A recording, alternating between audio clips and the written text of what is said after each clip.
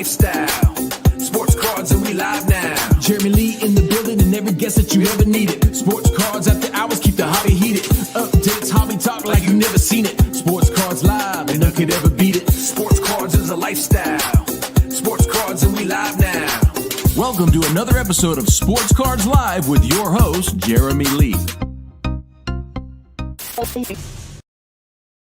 What is up, everybody? Welcome to episode number 314 of Sports Cards Live. It's Saturday night, May the 30th, 2026. My name is Jeremy Lee. Guys, we got a fun show in store tonight. But first, a few announcements. We have the Fanatics Collect weekly auction-ending watch party on the channel here tomorrow night. And if you are looking to sell your vintage collection, Leighton Sheldon, who will be joining us later tonight, does offer competitive and transparent valuation and payment process. Would love to speak with you. Leighton at justcollect.com. His company auctionwire.ai is also a proud sponsor here of Sports Cards Live. Use promo code SCL for 60 free days of trial. Guys, Mint Inc. wearing their shirt tonight. Mint Inc. delivers the ultimate hobby experience from live whatnot streams and auctions to grading breaks to full retail locations in the greater Toronto area. They're buying collections 7 days a week. Click the link in the description below. Use promo code SCL5 for 5% off your first purchase. You can shop online anytime. Worldwide shipping. Mint Inc., where collecting comes to life. Guys, the Front Row Card Show is in Portland, June the 13th and 14th with 480 tables. And then they're in Phoenix, June 27th and 28th with 600 tables. Visit frontrowcardshow.com for more show dates and locations. And guys, grading is expensive when it's available. Ties up your time, your money, and your assets. Get it right with Mr. Minty, offering a full line of 100% substance-free pre-grading supplies, preparation, and evaluation services, concierge drop-off for PSA and Beckett when they are open for business, all designed to help collectors save time and money in that expensive grading process.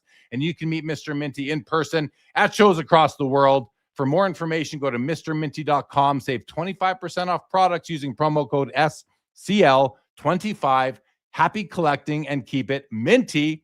And guys, also, Chronosio is the AI-powered collection assistant that allows boxes and boxes of cards to be scanned, documented, and listed for sale online in just minutes. It works with sports cards, TCG cards, slabs, and even raw cardboard. There are two cards to cash bundles available on Walmart.com, eBay, Amazon, as well as certain hobby shops that not only include a scanner, software, and supplies, but also a one-on-one 1-hour enablement session at the time of your choosing. Not only does Chronosio work with you to get you up and running, but they also are there. They're always there to help people manage their cards and sell them online. Go to chronosio.com to learn more. Guys, Collector Investor Auctions, June 2026 auction preview is now up. It runs from June 4th to the 14th. Visit collectorinvestorauctions.com to register and bid in their upcoming monthly auctions. Guys, this episode is also brought to you by Upper Deck, the Sport Card Expo, Inferno Red Technologies, ComC, and Card Ladder with an affiliate link below. And this show is also available on Spotify, Apple, wherever you get your podcasts. Follow for free. Leave a rating or review. We do appreciate it. And a huge thank you, as always, to all of our viewers and listeners. And as always, your comments and your questions are in play tonight. Please help me in welcoming everybody's new favorite hobby content superstar, Mr. David Chase. What's up, buddy? How are you? Welcome back. Good, Jeremy. Thank you. Good to see you, my friend. Oh, it's good to see you too. I feel like I was watching you earlier today. I mean, you're all over the place, my guy. You're the Midlife Card Chase episode dropped this morning. We're going to talk a bit about that. A great episode, by the way, you and Greg on the Sports Card Clubhouse Network. So great job there. Guys, the hobby spectrum is up and running. You can now add 10 players to your profile, 7 teams, 7 sports. Star Wars and Disney is added as well. And I got word from the developers that they are now starting to crank out this new feature that I'm very excited about. I think we're going to have that ready by the National. Very exciting. I've been adding cards to my personal collection account on Instagram, jlee_cards. Having fun with that. and I'm going to blast a few more cards out probably tomorrow onto the account.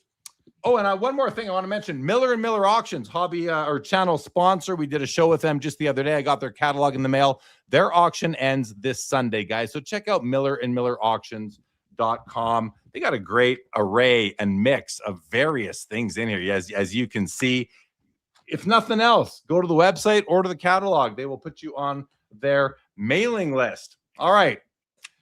David, so here's what's going to happen tonight on the show, because there is so much to talk about right now. I know. And there's things that aren't even in the title tonight or the description that I want to talk about. But shortly, Howard Citron from Stub Love Ticket Podcast is going to be joining. We're going to talk tickets, and I'm excited I haven't talked tickets here on the channel in a few years. So I'm excited to dive into the world of ticket collecting. Leighton Sheldon is going to join us. We're going to talk about really what happens when PSA does what they've done. I don't even know what to call it. They have not shut down. They have paused certain service levels, but we're going to talk about what that does. Does that really create a liquidity crunch? Have we handcuffed the hobby? Have they handcuffed the hobby? I think the answer to that is yes. They've handcuffed certain parts of the hobby, but we'll get into that, of course. But I want to kick this one off, David, with talking about the subject that you and Greg actually talked about on the episode of the Midlife Card Chase that dropped this morning on the Sports Card Clubhouse channel, of which I'm a partner on. Guys, go subscribe to the Clubhouse if you have not yet. So let's talk about that, David. Greg had a listener or a member of Midlife Nation reach out to him and say, hey, there's a card that I see on eBay. It's a 59 Topps Mickey. Actually, why don't we just bring it up? Why don't we just bring that one right up now and have a look at it? So here's what we're going to do. Here we go. So here is the episode. Here's the Sports Card Clubhouse, everybody. Go give it a sub. You can see this episode right here on the left. It says, is PSA grading altered cards? Did they grade an altered card? This is episode 3 of the Midlife Card Chase. You can see episode 2 of The Hangover is here on the far right, titled The Jackie Off. And in the middle, we've got extra innings with Jake and Matt. So in any event, we're going to talk about this episode here, which I implore you all to go watch. And in it, as I said, you guys have talked about a specific card. It is this one right here. This is a card that ended on eBay. It's a 59 Topps Mickey Mantle. Was sold in March of this year, $960 with 33 bids. Looks like a nice mantle, David. And then Greg also presented this card here. This card actually just sold on eBay by a seller called Sports Asset Management with 6,321 feedback. And this card, I believe, did sell for the full $1,600. And here it is here. And we're not going to, you got to go watch what the Midlife Card Chase. But here's the back of the card that sold in March. You can see all sorts of staining. And here's the back of the card that just sold. And you see some light staining. I'm just going to cut to the chase. At the end of the, no pun intended, cutting to the chase. But what ended up happening was Greg did a great job of illustrating how these are actually the same two cards. These two cards are the same card. Somebody bought this card on eBay in March for $960, must have cracked it out, took it to the spa, gave it a rub down, soaked it in the hot tub for a little while, and came out with this card here. And as you can see, as you guys pointed this out nicely, David, there's even what may or may not be paper loss, but definitely some surface damage where some of the text you can't even see anymore. It looks like they tried a little bit too hard to clean up the stain on the back of that card. And so this brings us to certain issues. And I think one of the most important issues for me is, and you guys talked about this, David, how many cards in our collections were not caught by the grading company, in this case, PSA, who has 90% of the market. So the PSA was not able to catch.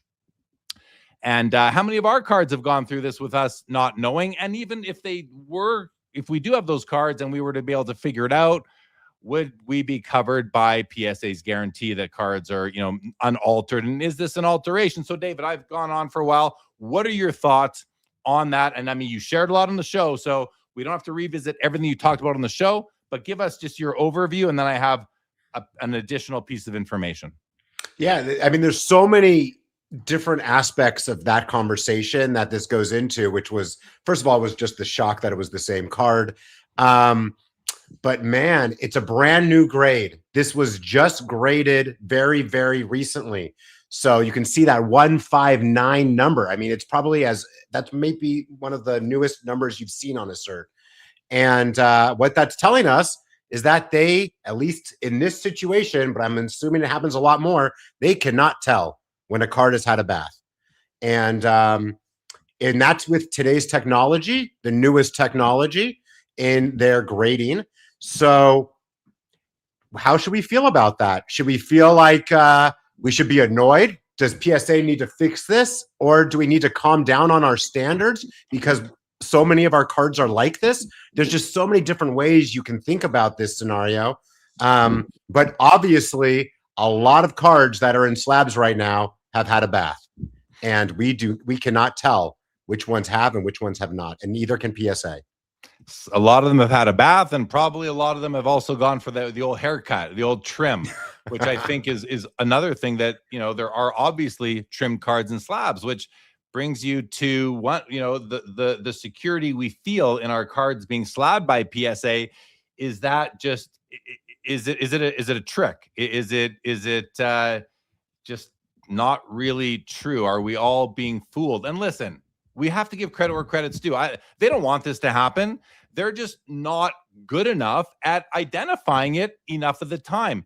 And yes, we are going to only hear about the mistakes that they make. And, what is that error rate? I don't know. But the fact that we see it over and over and over again gives us valid cause for concern. Now, I do want to shout something out. I saw on Twitter today, Nat Turner, CEO, president, chairman, whatever he is at PSA, running the company.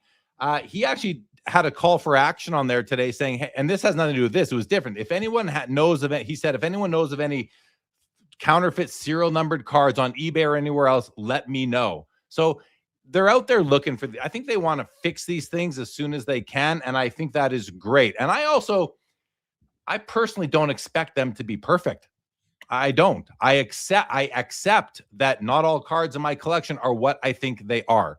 And that's, I don't know how many there are in my collection that are not as pure as I would like them to be, but there are certainly several. I have to think, is that 2.5%? Is it 10%? Is it 20%? I hope it's closer to under 5 and more closer to 1. It would be nice if only a couple of my 200 or 300 slabs had gone to the spa for the treatment, maybe gone to get a haircut after a little trim job. I hope that it's just a couple and not dozens of them. That would be heartbreaking. And then because I probably didn't grade any of them myself, other people paid my insurance premiums. I would take advantage of those and make my claims and get paid out current value as if those cards were in that grade. And then I just go buy, other cards, I suppose. So what do you think of all that, David? And then I'm going to share one more piece of information. Yeah, I mean, I agree with that. I actually think it's a lot more than what you think, or at least in my slabs. I think that mostly because I really like high eye appeal, low grades. And I have a feeling those cards are probably used the most in these scenarios. I mean, I don't know, maybe 7s are used for that, but I feel like there's not very many new grades that are a 7. Most of these newer grades are lower grades. They're all 1s, 2s, 3s, and 4s for newer grades. And those are the ones that I really like. And this is one of those kind of things that's scary to me. It's scary, but there's a lot of people that made comments on this video, and I'm just trying to kind of, comprehend everything that's been said in this situation. And there's a lot of people that bring up the topic, and I'm just saying this as a devil's advocate because it's fun to bring up every side, is that let's say it's just water and it's not detectable. Let's say PSA cannot detect water that's being a little bit sprayed on there. I mean, is that something that we really should care about if it's 100% not detectable? I'm not agreeing with that. I'm just giving that point that's been said to me at least 4 or 5 different times since that video came out. Should we care if it's like what you don't know can hurt you if a tree falls in a forest, all that. Like if you don't know, who cares? There's no treatment. I mean, is a spray of water treatment just like a rag is treatment? Leave that to decide for yourself, I suppose. Tough to say. Tough to say. So hard. Yeah. But then I think about the whole thing about like, you know, if we don't know our cards have been soaked, bleached, whatever, stains removed. I just don't want some basement card doctor fondling my cards. Call me crazy. I just don't want that to have happened. I don't want no, you know, perverted massage therapist touching my cards, some freak of a hairstylist trimming my cards. I don't want that on my cards. I have the right to not want that. Now, I saw on the video on the Clubhouse, on the Midlife Card Chase, I saw on the video that there were some comments like, you know, there's all sorts of plausible explanations for what's going on here as far as because for example, let's bring it back up for a moment. Here we have sold by Probstein the first time in March, purchased by somebody, and now sold by Sports Asset Management. Well, the immediate question that comes into play is Sports Asset Management a card doctor? That's where your head goes. But then you think, well, maybe not. Someone could have bought it from Probstein, cleaned it, sold it at a card show, sold it in a lot, who knows? And then that person moved it to Sports Asset Management. So I thought to myself, and I don't know if you guys covered this today, Dave, but I thought to myself, let's go back to the Probstein auction and let's look at the bids. And let's look at the winning bidder on March 25th. Whatever that code means, with 6,321 feedback. Really interesting. Let's go to the seller. 6,321 feedback. Great job, Jeremy. You're right. So that tells me, I mean, with a 1 in maybe 10,000 chance that I'm wrong here, that Sports Asset Management, whoever they are, I'm glad I don't know who they are. I just don't want to know who they are. And if they write me and say, "Hey, I'm you," I'm them, I say, "Well, too bad. I mean, so sorry, but this is what I'm seeing." So I'm led to believe with quite certainty that Sports Asset Management is them or their associates who work with them are the card doctor, because it does seem like that's the buyer, right, David? 6,321 feedback there. You can't say 100%, but it's a very, very likely with that kind of a rating that it seems quite likely to be the case. So that then you think to yourself, well, what else do they sell? And you go to their sellers' other items, and you know what? Honestly, you don't see a lot there. There's one. It's not coming up fast enough, so I'll let people go do that themselves. But there's not a lot there to go on. I don't think there's a lot of other cards in their account now, but you need to watch out for this seller. And I'm not saying that they did it. I can't really say that. I don't know for sure, but I'm willing for myself to think that yes, they did it, and I would be very, very careful buying any cards from this seller in the future. And if the seller is listening, watching, or comes across this, reach out and let me know that I missed the point here, and that I'm wrong. I mean, I'm happy to be wrong and retract my comment and issue an apology if that's the case. So I wanted to share that with you, David.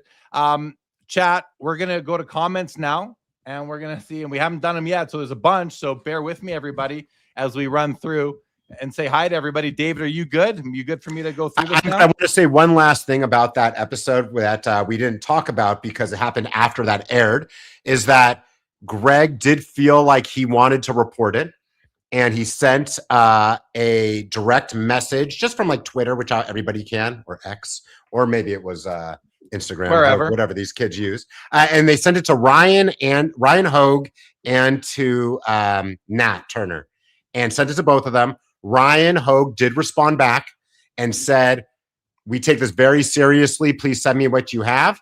Sent it to him. He said, "Wow, that looks like something." And he said, "We're bringing that to our department that looks at fraud or different things like that." So that happened on Wednesday. So I looked this morning, and the certification number still was active.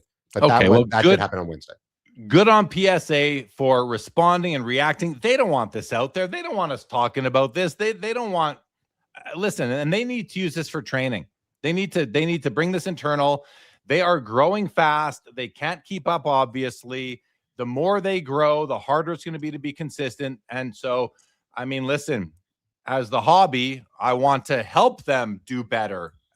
And not me specifically, but everybody. So thank you, Greg, for pointing that out. Hopefully they can come up with a way to defend against it, because they obviously don't have the technology to do it. A lot of people think they have all sorts of weird technology going on. I don't think they do. They had Genament. They obviously don't use it consistently, or they would have caught this. There's obviously no fingerprinting technology, or if they have it, it's no good, or they would have caught this. So they need to invest some of that $200 million into improving their technology or starting from scratch. Maybe they already have. Who knows?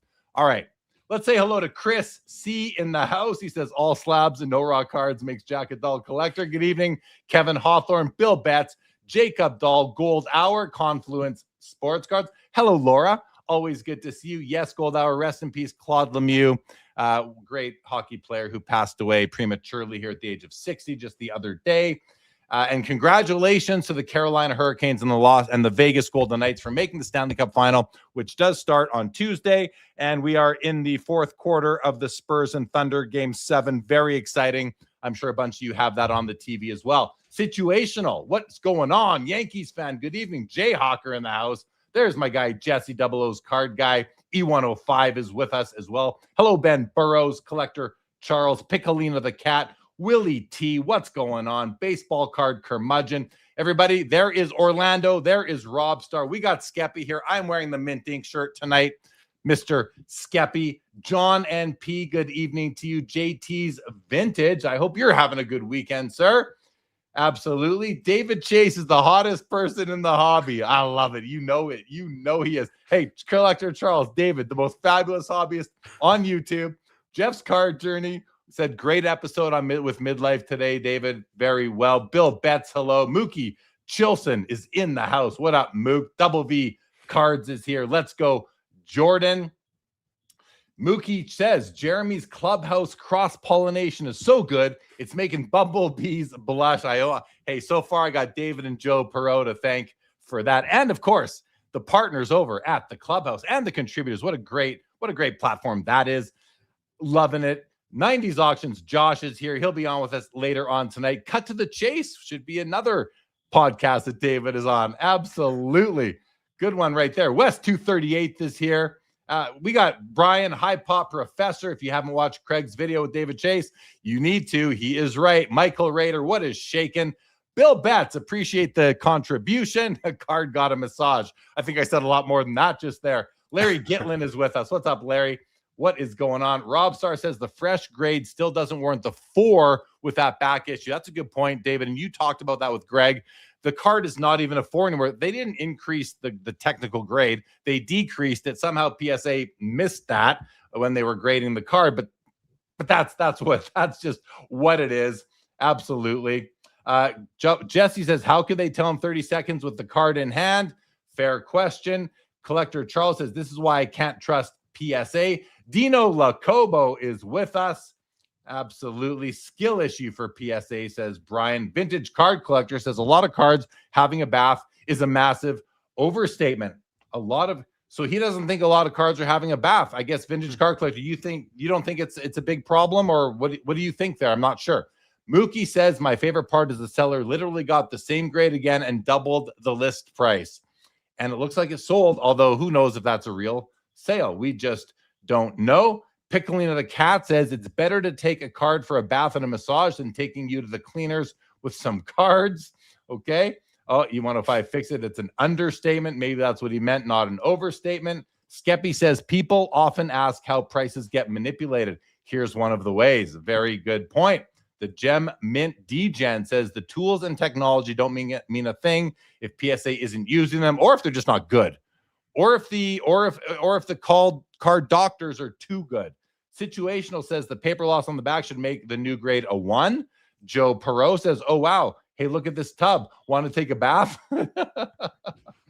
Let's go. Jordan says, how do you even detect water? Yankees fan says grading at PSA has been broken for years. Let's go. Jordan says it isn't always water. Michael Rader says only collectors care. Flippers do not. Good point. Really good point by Michael Rader. Flippers don't care. All they care about is the number on the grade, the technical grade. That's all they care about. Dave Snyder says, David, what do you think the impact of the latest PSA development in the eyes of regulators, merges, acquisition? We'll table that one for now. I will star that for later. Thank you, David Snyder, for the contribution. Chris says, thank you, ladies and gentlemen, for coming, and have a good night. Thank you very much. Charles says, Jay Lee doesn't like card fondlers. Very true. The Raider Rabbi, David Spinrad, says the tell is when the brightness of the card mismatches the corners and the edges. Good point. Confluence says, who had Jeremy saying fondle on their Sports Cards Live bingo card tonight? Good question. I certainly didn't. Area 51, what if the card back in 71 was left out in the rain? Good question. Chris says, I only fondle action-packed. I want the real thing. Mookie is calling me Columbo. Justin Hurst from Rabbit Hole Auctions in the house. What's up, Justin? Good to see you. Hello to Nick Chen. Congratulations on your nephew's graduation. He's calling me a Mountie for cards. Jesse Walker. Hello. Situational. So that eBay seller's done this 6,000 times. No, I would say not even close, because you look at their inventory. A lot of it is like modern and not even vintage. So I don't think that's the case. Maybe they're just getting into misleading their customers. My sports card hoard says doctoring cards takes time, can only post one at a time as the next one dries out, unless you have a bunch going on. You could have a factory. Wow, lots of great comments here, everybody. This is as heated as I've seen Jay Lee, says Charles. Oh, Charles, you've missed some episodes then, brother. You've missed a few. E105 says a majority of high-grade pre-war were soaked out of scrapbooks. That is almost universally accepted in the hobby. Kurt's Juice and Corner Crease Tools should be universally rejected. Orlando says, I'm glad that Greg reported that card. Absolutely. My sports card hoard says, looking at those two mantles on the show earlier today, I like the pre-soaked version better. It's all about the color. I agree, David. The original color on the front was way more vibrant than the bleach soaked out hot tub soaked card, for sure. Skeppy, David, I replied to your and Greg's question back to me. Did that make sense? Maybe elaborate it. Maybe later we will. Greg Aday, hello to Texas. Hello. Welcome to the show. Jim Sholey, this is why pinholes are cool. They are what they are. Absolutely. Carl is with us from Oz. What up, Carl? Jimmy Kirby, thank you for being here. Eric Pugh, what are hottest names this month? Jackie's always hot. Eric, always hot. JT, hope everyone saw David Chase kill it as our umpire on Pre-War Card Clash. Check out that episode on JT's Vintage Card Room, everybody.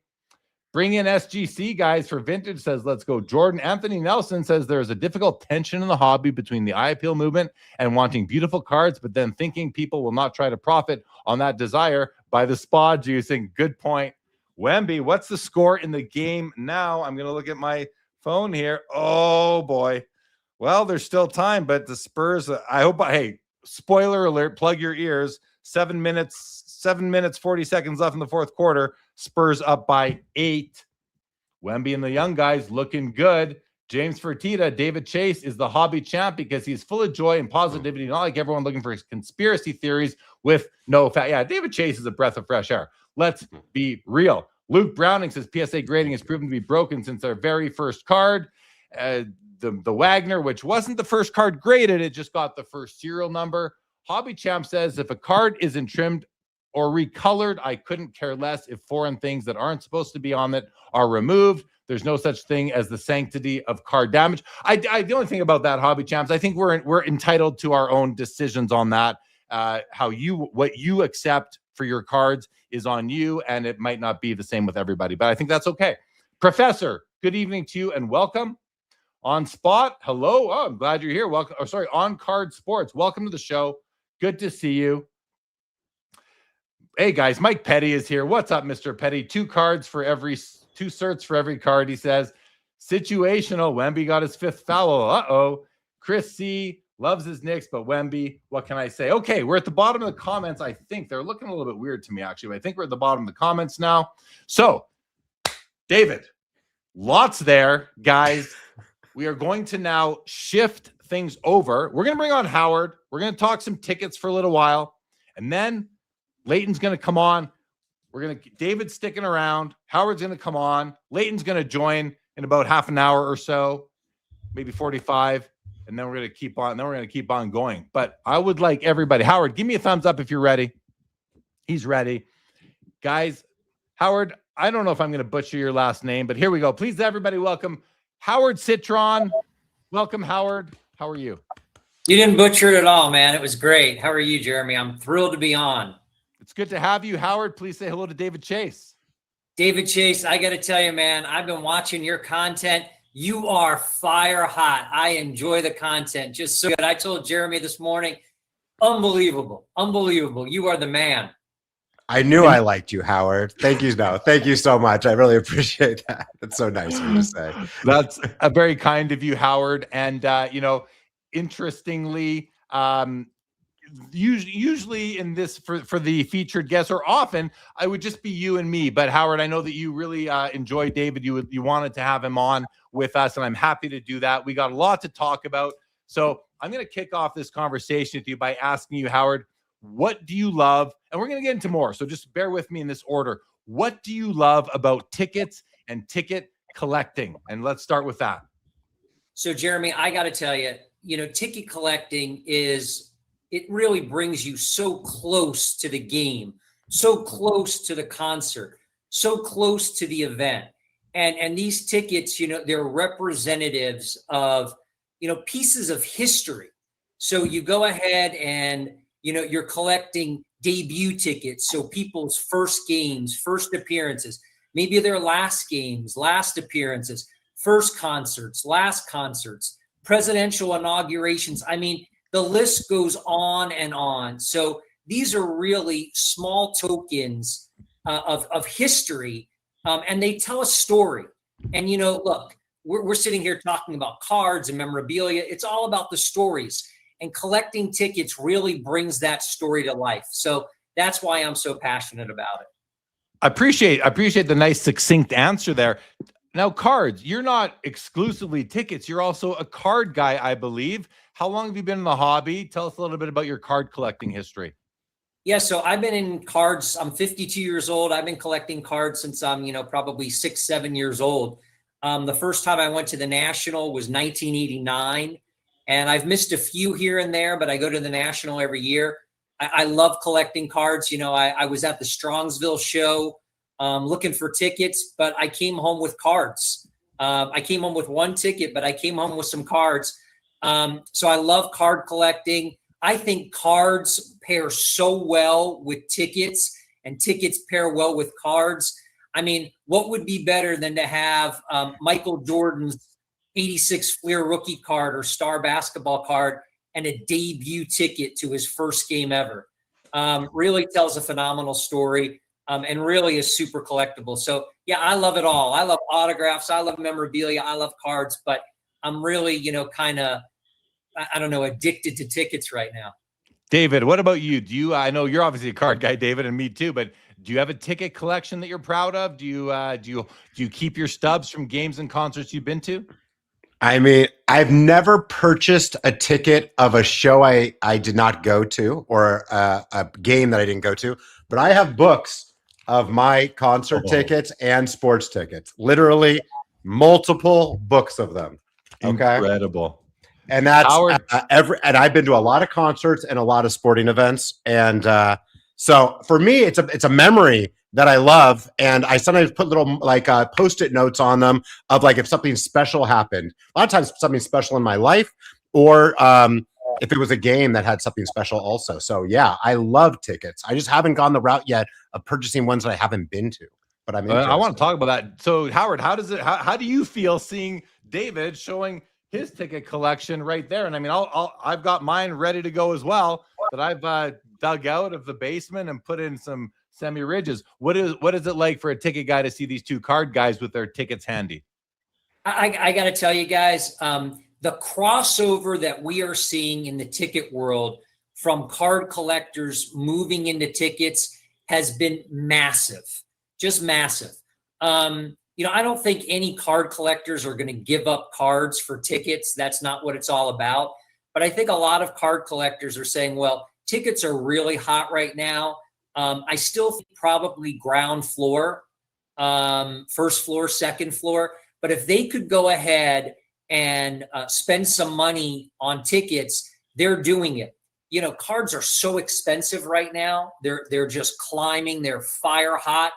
And I think people are priced out of some of the things that they want. So instead of going out and getting maybe the Star Jordan card, they're going ahead and buying, some kind of collection of maybe Michael Jordan tickets, a slam dunk contest, an all-star game, some memorable moment from Michael's career. And they're going and purchasing those. So we're seeing a big crossover of card collectors moving into the ticket space. Let's talk a bit about the difference between collecting tickets from events, concerts, shows that you were at versus those that you were not at. I personally have a bit of a connection to these tickets. These were my tickets. I was at these events. How do you approach that distinction, that polarity? So I'm completely over the idea that you can't collect tickets to things that you didn't go to. Look, David, you're a humongous 48 leaf card fan, right? Did you see any of those players play those games? No. Nope. You're so passionate about Joe DiMaggio and those leaf cards. And Jeremy, you're collecting Joe Jackson cards and, going ahead and giving up most of, your entire collection to get one of the greatest Cracker Jack cards of all time. You never saw these guys play. Well, I may not have seen Jackie Robinson break the color barrier in 1947 for the Brooklyn Dodgers. But I got to tell you, that's a hell of a historical moment that if I could have that ticket, that's a piece of history. That's a piece of Americana. And I want to own that. And it doesn't matter that I was there or I wasn't there. Kirk Gibson's World Series home run where, the place goes crazy. Joe Carter's walk-off home run, famous goals, famous moments in sports. I may not have been there. I watched them on TV. Joe Montana, the catch to Dwight Clark. I wasn't there, but heck, I'd love a ticket from it or a program from it or something that's momentous that brings me back to that day. So the whole idea that I didn't go to these games doesn't matter at all, the ticket collectors. And I kind of think it's just kind of a benign issue. Sometimes people say, well, I wasn't at the event. I said, yeah, but so what? And I think that's what it is. So what? I like the response. And in a way, ticket collecting has the advantage that a lot of people have tickets or have had tickets and have dropped them on the floor on their way out of the venue after the event was over, not thinking twice about it.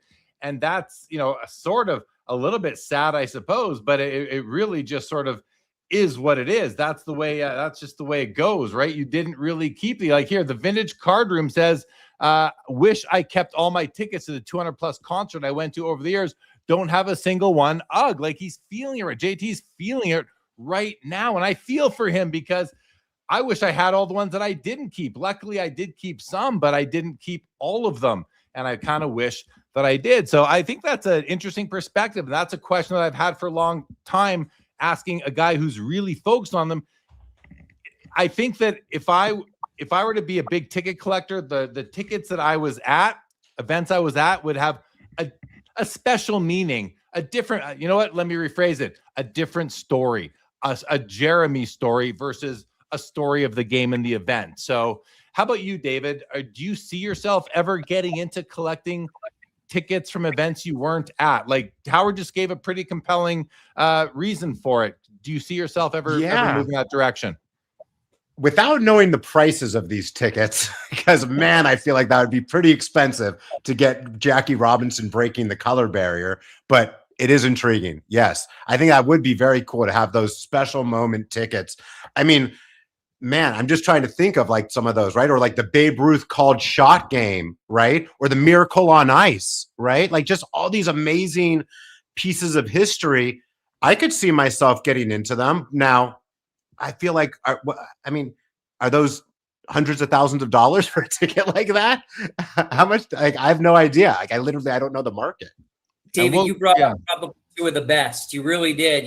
Two of the best. The called shot is one of the most collectible tickets out there. I mean, it's Babe Ruth's one of the finest, most memorable moments in World Series history. So it's actually it's not a really rare ticket, but it's incredibly popular because everyone wants it. And it's also the perfect entry level ticket. So it sells for if it's a stub, not a full ticket. So one that's actually been used to go into the game, and it's in, average, a PSA 1, maybe a PSA 2, it probably sells for around $10,000. That Miracle on Ice ticket, I'd say it's probably a $5,000 ticket. So you brought up two that are incredibly popular and incredibly collectible. And the other thing I'd say, Jeremy, briefly, because that comment I think was spot on. Tickets were not meant to be collected. They were not meant to be saved. They were meant to be discarded. So the fact that people were smart enough or savvy enough or had such a connection to the game to keep those tickets, that's what makes them so rare and so scarce. They are much, much rarer than sports cards. They really are. Yeah, I think that goes without saying. Sports cards are printed in volume, and they're not printed for 15,000 people going to an event or 60 at a football game. They are printed for mass distribution across nations. So it's a totally different product. And we are not here to compare them against each other. At least I'm not here to compare them. No one's ever going to change my love for sports cards, regardless of the fact that I didn't see many of these players play. I like to collect the history of it through cards. That's my choice. That's what I like to collect. And I'm certainly not against tickets. That said, I don't want to compare them, but I want to draw analogies and similarities between the two of them, the two different collectible types. Before we do that, you have a podcast. It's called Stub Love. How long has that been going? Where can people find it? So it's actually called Stub Love Live. I went ahead and it was an Instagram channel, loved it on Instagram, and people said, well, stop doing it on Instagram because YouTube's so much more user-friendly. So it's Stub Love Live on YouTube, but I still run it on Instagram on my channel there, stub.love, L-U-V, and the love is L-U-V. So it's Stub Love Live on YouTube or stub.love on IG. Awesome. Thank you for that. Now, also, you are starting up an auction company called Front Row Auctions. And this auction company, so I'm clear, is tickets exclusive? Is it only for tickets? Right now it is. Yes, it's ticket centric. It's ticket focused, ticket only right now. We're really excited. Our first auction is September the 17th. It's going to run through October the 14th. Get all your consignments in. We want your tickets. Reach out to me. We want your good stuff. We want your middle of the road stuff. And we'll even take your not so good stuff. We want anything that we can get our hands on. And it's been great. Overwhelming response. People are so excited. So we're very pleased. First auction runs when? September the 17th through October the 11th. There you go. So guys, you can check that out. You can see Howard's new auction house, which is focusing on tickets. I think it's a really cool niche for you to get into, Howard. So wish you all the best with that venture. And I think you're going to be bringing a great service to to the ticket community. So kudos and congratulations on that. Now, I want to talk about grading. Grading is huge in sports cards, obviously. How important is it to, number one, get a ticket slabbed by, say, PSA? And then number two, how important is the grade itself that is assigned by PSA? Well, I'm going to say some really nice things about PSA tonight. They actually have opened an office in Plano, Texas, which is completely dedicated to tickets. So they're not shutting down or holding back submissions. And they've actually, since they've opened that office in Texas, the turnaround on tickets has been terrific. I love, I know, crazy, David. I know. But they've actually done a really, really nice job turning tickets around to all the collectors. I'll say this. I think getting tickets graded by PSA, it's a terrific move. The flips help to tell the story. So the top of the ticket will have, Miracle on Ice or Babe Ruth's called shot.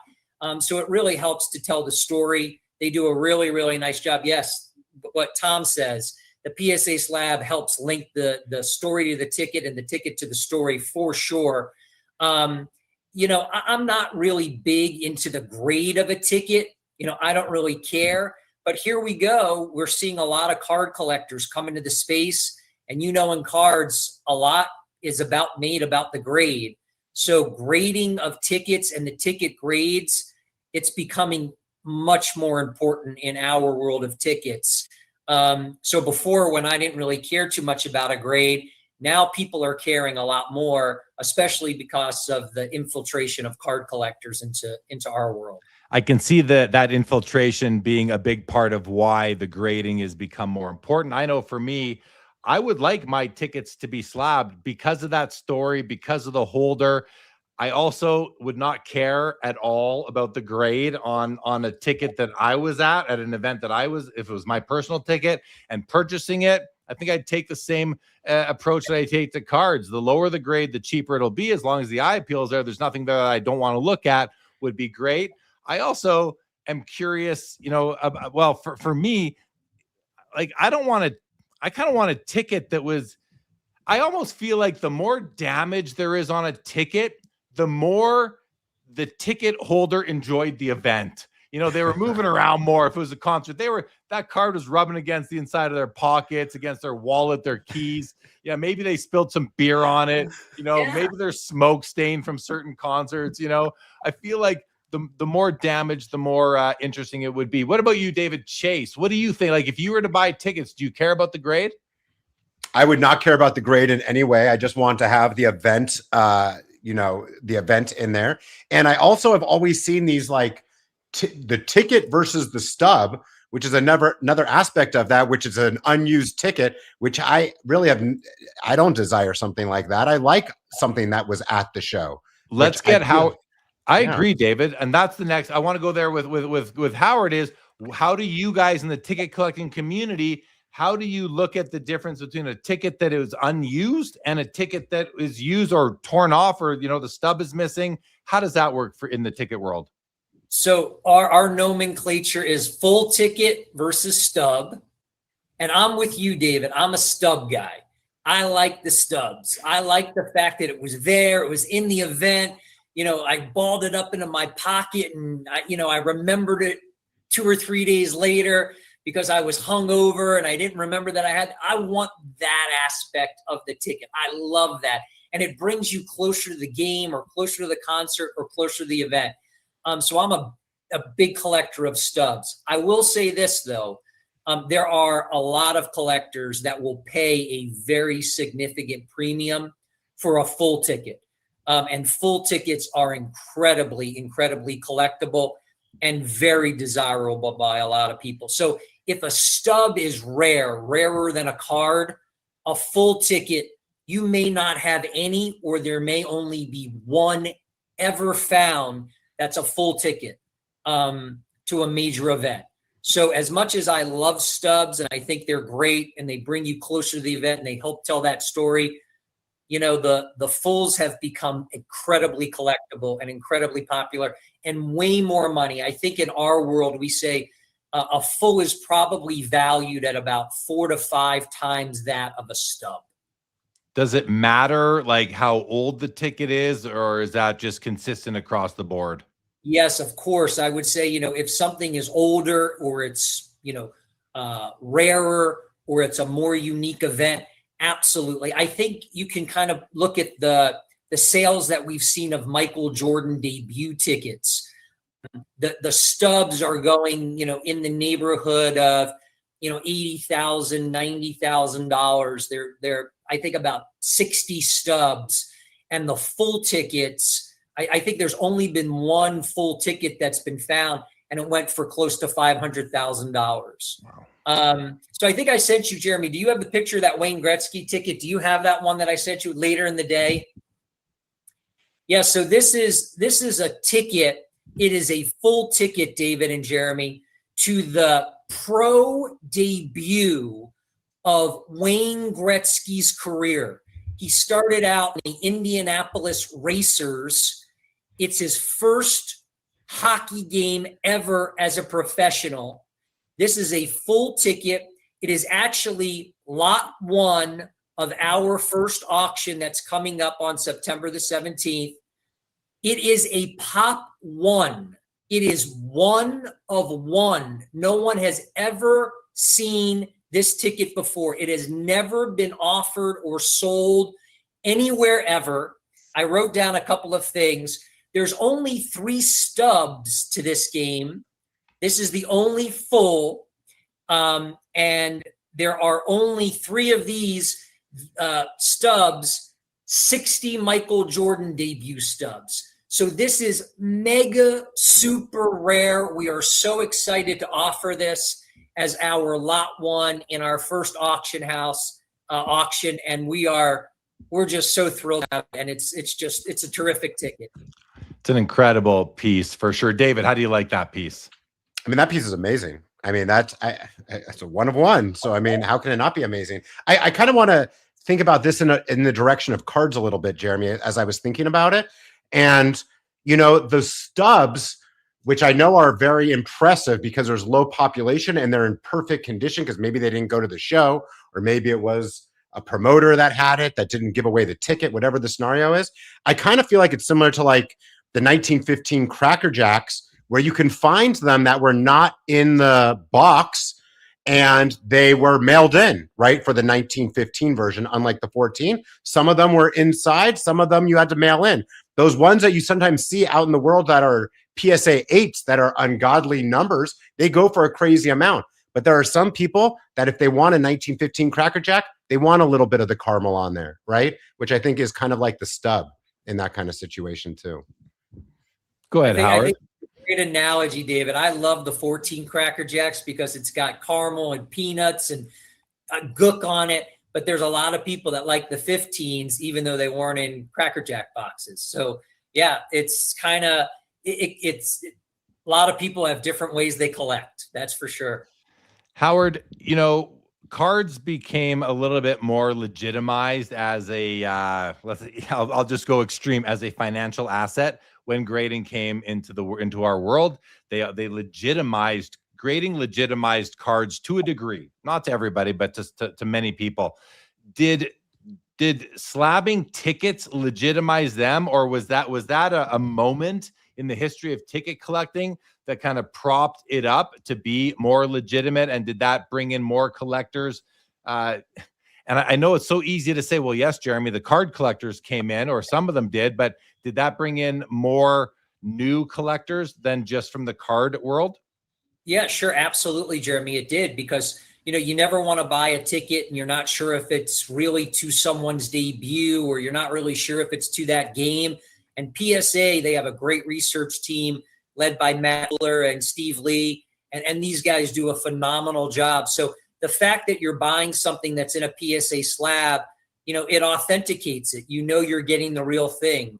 So it absolutely legitimized this part of the hobby, as well as, you know, what it's done for cards and programs and magazines and everything in between. Absolutely, Jeremy. Are the criteria the same for grading cards and tickets? Like, is it centering? Is it registration? Well, it's not registration really for PSA, but is it centering edges, corners, and surface? What else comes into play that a card collector might not instantly realize? Yeah, I mean, I think it's creasing. You know, if there's creases, I think how the tear is. So if it's a stub, if it's a clean tear, if it's maybe a jagged tear. But we're certainly looking at all of those things. But it's different. It's certainly different. You know, I think for tickets, there's always honest corners, to quote Mike Petty. But you know, I'm not such a big deal about the grading, the grade itself for a ticket. Give me a PSA 1 or a PSA 2 all day, and I'm thrilled with it. What about issues like restoration, alteration, these sorts of things? Is that a problem in the world of ticket collecting? And I kind of ask because I could imagine coming home, you know, a kid comes home from a ball game, or an adult comes home from a concert. Ticket has been used and abused in their pocket. Again, they're putting they're digging for their keys, they're digging for their wallet to go buy a beer or a t-shirt, whatever it might be.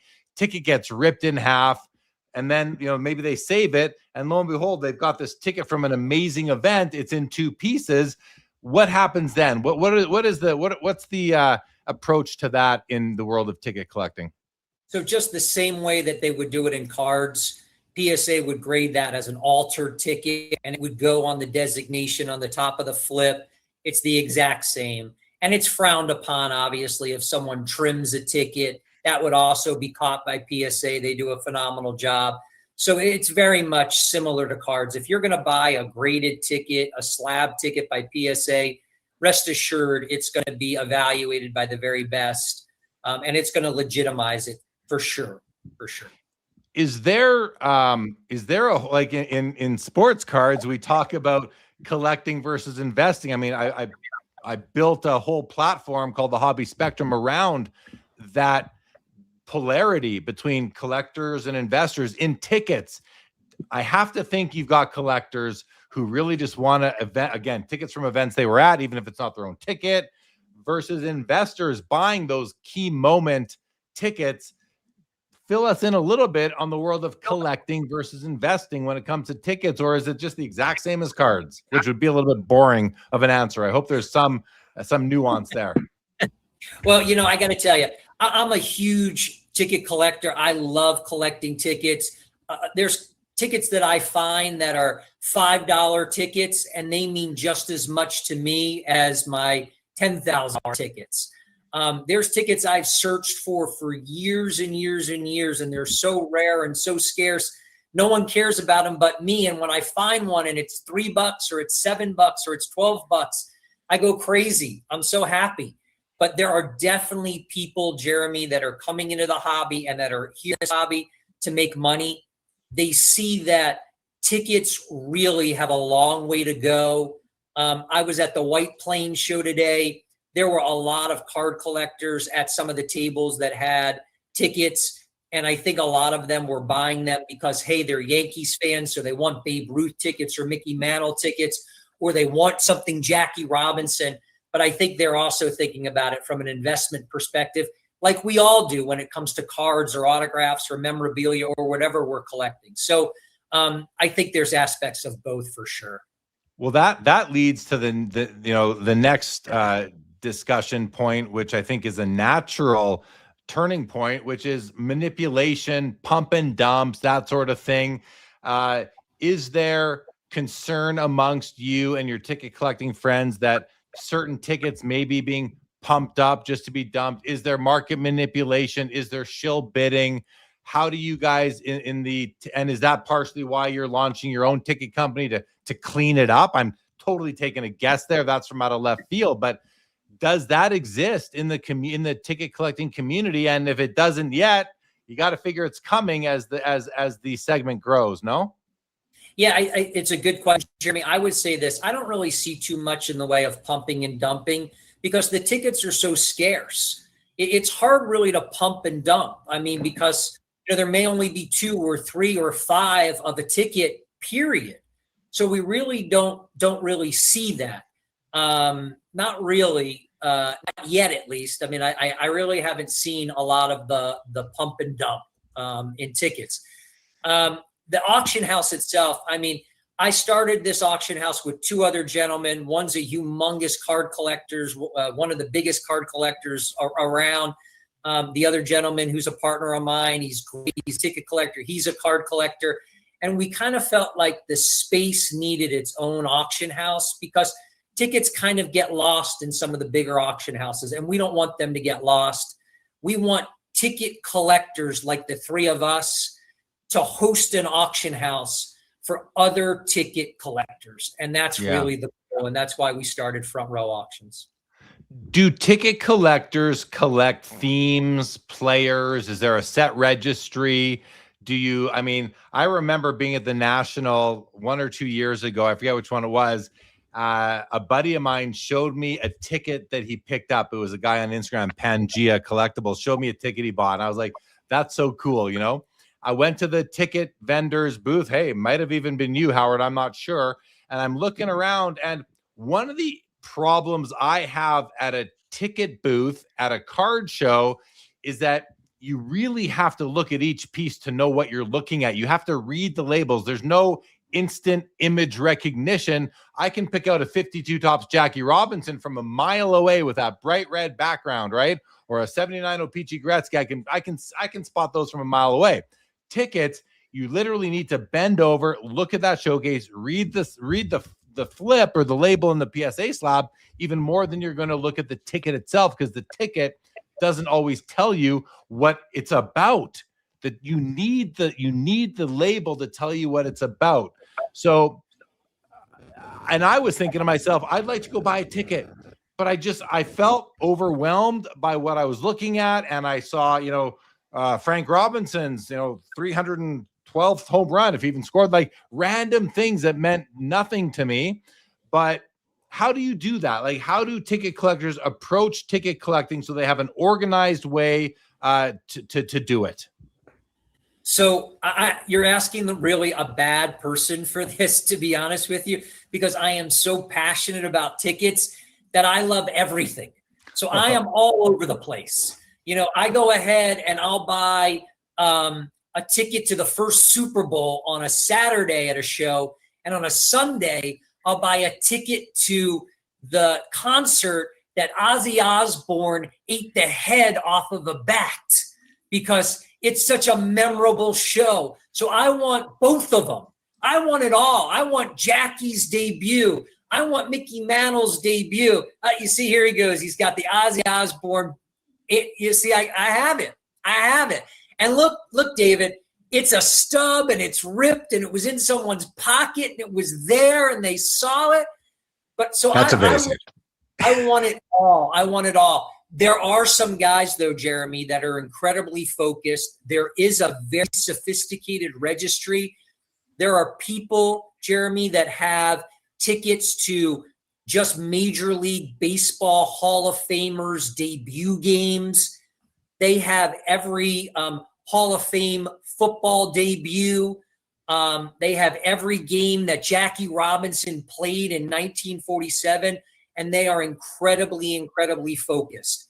I'm all over the place because I love it all. I want concert tickets and inauguration tickets and baseball and football and basketball and hockey and movies and astronauts. And, they actually have tickets so you could watch the Apollo missions. I mean, how dang cool is that? If that's not cool to you, I don't know what is. It's very cool to me. I think it's really, really cool. Now, I think a bit about, we talked about the full versus the stub.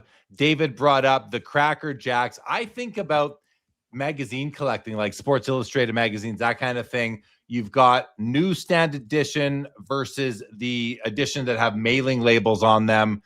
That to me is a kind of an analogy to stub versus unused. Does that make sense to you, Howard? I'm just thinking about it. When you brought it up to me, Jeremy, I actually thought it was spot on. It really is. The subscriptions versus the newsstands. And the newsstands are much rarer.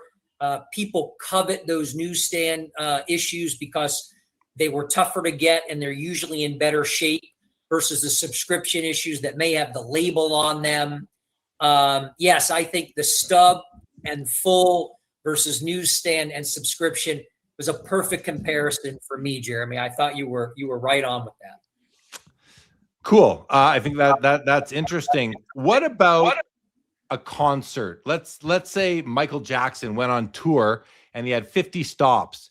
Is the first concert on that tour a ticket worth more than a middle concert, worth more than the final concert? Does the city that the concert happened in matter at all, or are all cities equal when it comes to concerts? Oh my God, Jeremy, you're asking such good questions. They're great questions. Perfect questions. So the first ticket, for a concert a ticket to the first concert, super rare, incredibly rare. A lot of times, bands or groups start out in a garage. So there really was no debut ticket to it, or they started in a really small venue and there is no ticket. Last concerts, incredibly popular, especially if someone passed away. Like the last concert that Nirvana ever had with Kurt Cobain, incredibly collectible. The last concert of Selena before she was killed, very, very collectible. But you know what, Jeremy? There may be tickets. I think I sent you one where it has nothing to do with a first or a last, but maybe it would be like Michael Jackson. He actually filmed a commercial for Pepsi. I don't know if you remember it, guys. Yeah, but yeah. his hair caught on fire. You got it, David. That was a ticketed event. Michael Jackson's hair on fire. And here we go. We have a full ticket to that event. So that is an incredibly collectible ticket. Anyone our age remembers that moment. So, of course, everyone who's a Michael Jackson fan or a music fan would like to get a ticket to that event. So very rare, very cool. But you ask a really good question. Yes, first concerts, last concerts, and then maybe memorable concerts. People who had their first concert maybe at Madison Square Garden, maybe at Carnegie Hall, something like that. Yeah, they're pretty collectible for sure.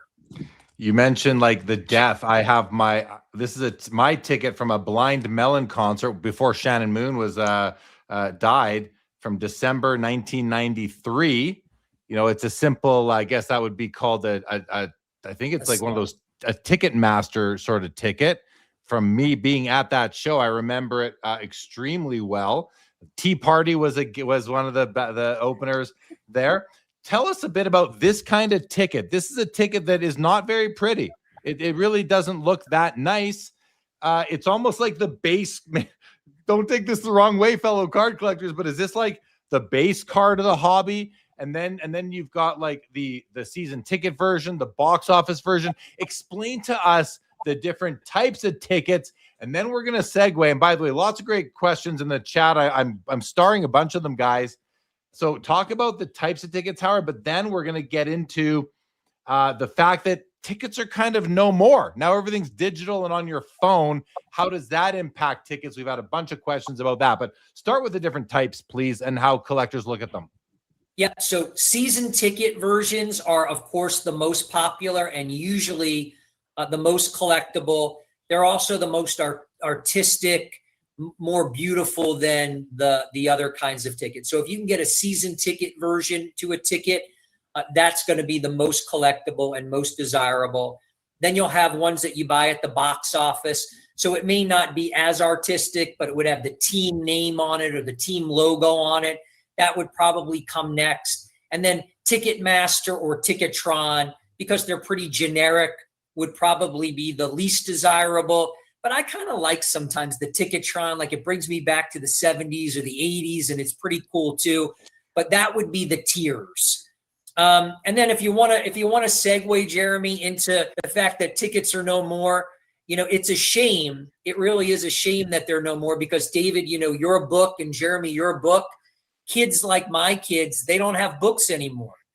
But, you know, people always bring that up to me. Is that going to hurt the collectability of the ticket? And I'm going to tell you this, you know, there are no photographs anymore. Everything's digital. Everything's on our phones. Everything's on our computers. But look at the way Type 1 photographs have taken off. People are just crazy over Type 1 photographs. And you don't get photographs anymore. And that hasn't hurt the collectability. It's actually, I think, helped the collectability. You know, for a long time, record albums, vinyls, they were obsolete. And then kids were like, you know what, we don't have vinyls. Vinyls are back. And people are collecting vinyls, and kids want vinyls. And I'm going to tell you this, everyone's still going to say, do you have a ticket to the game? Do you have a ticket to the concert? Whether it's a hard ticket or a digital ticket. I don't think it's going to hurt the collectability of these at all. In fact, I think because they're rarer and scarcer, it's going to wind up making them more collectible. Yeah, that I love how you brought up the Type 1 ticket analogy, because there were comments coming in. Are tickets going to go the way of stamps and stamp collecting? Which I don't think so, because stamps are not really to me. They're not. I think stamp collectors might take this the wrong way, but they're not really cultural items. To me, I mean, I guess they can represent certain historical figures and stuff, but not all of them do. Some of them are just very generic. So, yeah, I think tickets have more to them than the stamp world did. They're also so much bigger, and just so much more tied into culture. They're not, no one's broadcasting somebody mailing a letter, but you are broadcasting a game. Like, it's going out to millions of people. I saw in the chat, I think it was Stukes mentioned that I saw Blind Melon warming up for the Rolling Stones, which made me pull out my Rolling Stones ticket from the show I was at. That goes back to August 23rd, 1994, the Voodoo Lounge tour, just a couple of years after I went to see Blind Melon. So these are really, it's fun. It's been fun for me to take these out and revisit all of those memories. Before I go to the next question, which is kind of unrelated to the ones we were just talking about, I want to go to David, see if you have any comments or questions from these topics, David. Yeah, my question, we're at the beginning stage of collecting tickets, right? Would you say that we're at more at the beginning than later on in stages? So, Jeremy and I have a huge ticket collection. I have some pretty epic tickets of shows that I've been to or games. So I'm guessing when you're looking at pop counts, I mean, shouldn't that get a lot larger as the years go on? Is it scary to buy low pop tickets when you know that so many of them are not in slabs at this point? Yeah, it's actually, Jeremy brought that up to me too. And I really haven't seen, I've been doing this for a long time. For me, 10 years of solid ticket collecting, that's a long time to be in tickets. I was in cards for a lot longer, but 10 years of solid ticket collecting. And, we really haven't seen an influx of people finding tickets, even with some of these huge 6-figure sales. You're thinking if there are some huge 6-figure sales, maybe high 5-figure sales, tickets are going to come out of the woodwork. And occasionally you will see 2 or 3 pop up and you're like, wow, I didn't really think they would ever be 3 or 4 more of those. But a lot of times, David, they really haven't. And you would expect that those tickets would have probably surfaced already. Jeremy says you're probably going to see some more come with the popularity of ticket collecting, and maybe so. But again, if something's a pop 2 or a pop 3 and now it becomes a pop 5 or a pop 6, so what? If something's a pop 1 and it becomes a pop 50 or a pop 100, that might be concerning, but I haven't seen it. I haven't seen it in 10 years of doing this, but it's a great question. Yeah, we did talk about that. And, I think the question is, like, is there a gold mine or a treasure trove of tickets out there waiting to be discovered? I mean, here we are, we're really, what are we? We're 35 years since the big junk wax era when everyone was collecting sports cards in like 89 to 92 kind of thing. That was really the hottest time the hobby's ever seen, maybe next to right now, or now is next to then.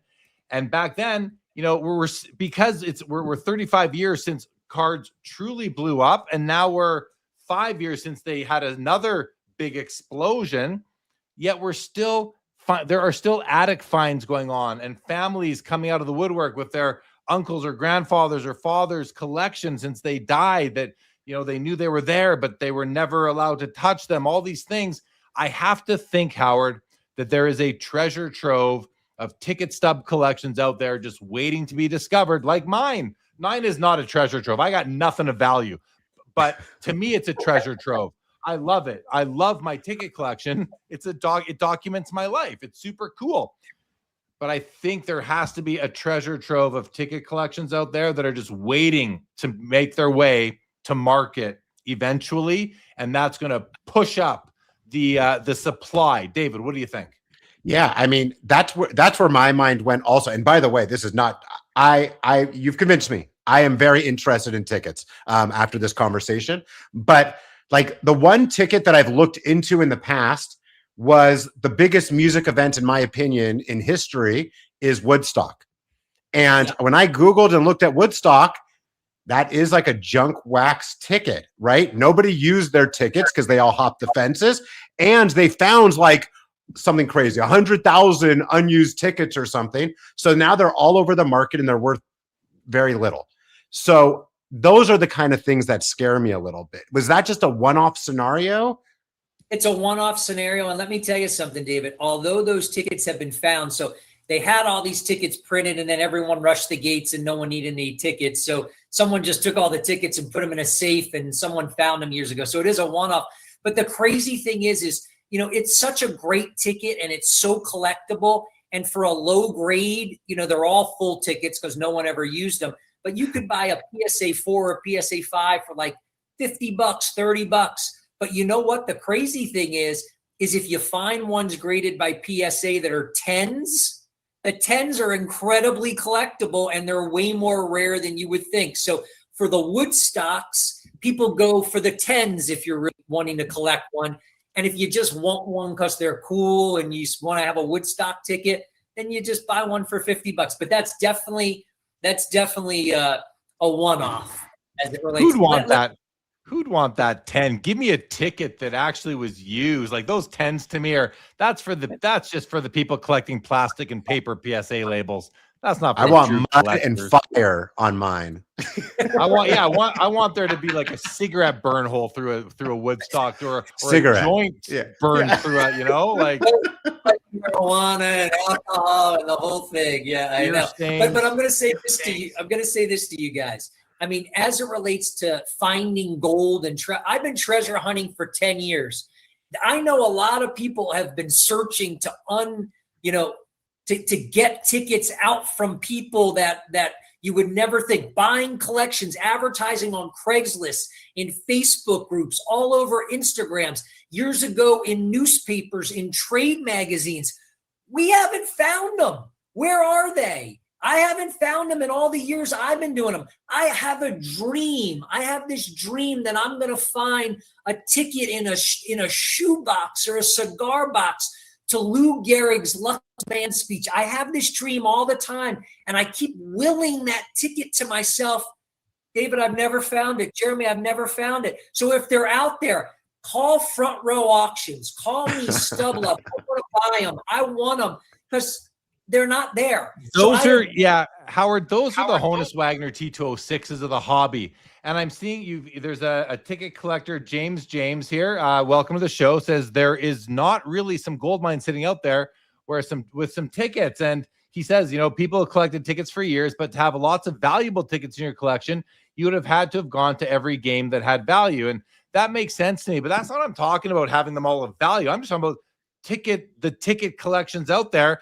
I disagree with you and all your ticket contemporaries, Howard. I am convinced. You said you've been looking for them for 10 years. That's nothing. You haven't scoured the earth for them. There's no way you could. Think about the card world. There are still collections turning up from unknown collectors. And again, we're 35 years since Wayne Gretzky and Bruce McNall bought the Honus Wagner for $451,000 that woke up the hobby.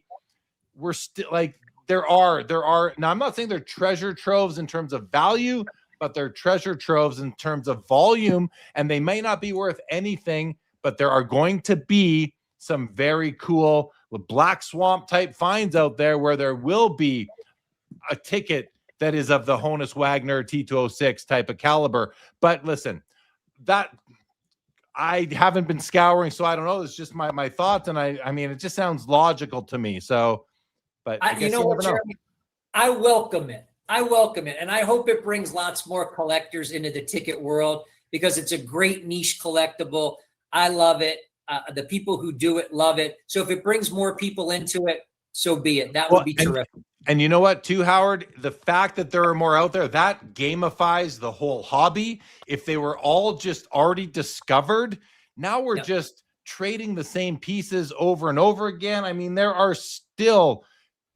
we just saw a T206 Honus Wagner be discovered for the first time last year. From what? It goes from 57 to 58 copies, whatever it is. And that's a very rare card.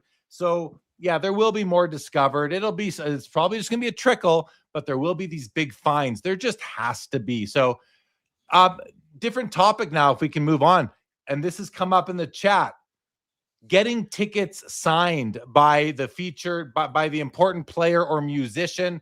How does that work? How is that looked at? Because there's no pack pulled autograph tickets, I don't think. So they have to be in-person autos. How does the ticket collecting community feel about adding autos? And I'm going to take a guess on this.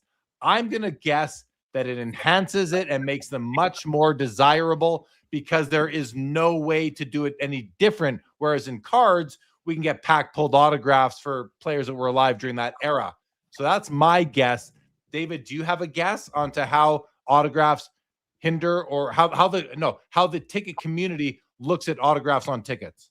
Oh, I think that they probably love them, and they look at the pop count, and there's way less that are autographed than are not. But obviously, it has to be autographed by the right person from that game, right? Obviously, I'm going to guess also that if it's Jackie's debut ticket and it's signed by multiple people outside of just Jackie, you probably would rather have it just Jackie. But that's just a guess. Now, before you answer, Howard, Leighton Sheldon has joined the studio. Leighton, are you ready to come on the screen and jump into the conversation? Guys, please welcome Leighton Sheldon from Just Collect and the Vintage Spotlight podcast, as well as Trading Card Therapy, to the stage. Howard, say hi to Leighton. I know you know each other, David. Everybody say hello. Hey, guys. How are you? How you doing, Leighton? Good to see you. Excellent. Good to see you as well. And Leighton is a ticket collector. You know that, Jeremy. Well, let's hear Leighton. You're joining now. I don't know if you've been watching any of this, but we've been talking tickets for close to an hour already here with Howard. Where do you fall? Do you collect tickets? Do you have your childhood ticket collection? I do collect tickets. I have my childhood ticket collection somewhere. Could be in my parents' house. Could be in an old Nike shoebox with my David Robinson pump sneakers. I don't know. Well, welcome to the show, Leighton. It's good to have you here. So, Howard, please respond to that. Please respond now we got Leighton with us. Yeah, so for sure, autographs on tickets are incredibly collectible. I mean, you're taking something that is mega rare in a ticket, and then you're adding somebody's autograph to it, which makes it even rarer and scarcer. So I'm not embarrassed to say it. I'm at the White Plains show. I came up to see a friend of mine in Connecticut, and I'm getting on a train tomorrow to Philadelphia to go to a Comic-Con. It'll be my first Comic-Con ever. I am going to meet Mr. T of B.A. Baracus 18 fame Clubber Lang. And I am going for the sole purpose, Jeremy, and you bring it up, and you didn't know this. I am getting my WrestleMania 1 ticket that already has Hulk Hogan on it signed tomorrow by the one and only Mr. T. So I flew to White Plains, New York for the show because I wanted to go to the show. And now I'm traveling tomorrow to a Comic-Con in Philadelphia to get my Hulk Hogan WrestleMania 1 ticket signed by Mr. T. So do I think it's popular? You darn well better believe I think it's popular. And I think it's great. There are some people, though, Jeremy, that are purists that don't like their tickets signed. They like them just the way they are in their normal form. I completely respect that, and I get it. But I love a signed ticket, and I think it's terrific. I think that I would too if I could go get my Stones ticket signed by Mick Jagger or anybody else like that as well. Now, Leighton, I want to ask you because before you came on, I don't know if you were listening, but we were talking about just the potential for there to be ticket fines out there. Leighton is a professional baseball card treasure hunter. That's what he does. He's a treasure hunter. Leighton, I have to think with you being out there, have you ever come across people's ticket collections? And do you think that there are ticket collections out there waiting to be discovered? We definitely come across ticket collections. We just bought a small ticket collection the other day. And as far as fines, I know for a fact they exist because we've been offered a couple through the years, and people are certainly more aware of their tickets now. And so, you never know. We get contacted with all sorts of tickets, like Super Bowl tickets to someone's school play tickets. So you just never know. You try to let them down lightly, But you're coming across new collections, like new finds. You call them fresh to the hobby, Leighton. Do you think that there are fresh to the hobby ticket collections that are not from school plays, but from sporting events, concerts, presidential inaugurations? Like, I just feel like both David and I have our ticket collections from our lifetime. I have to think there's more of those out there waiting to be discovered. Probably, like, maybe not as many as card collections, maybe more.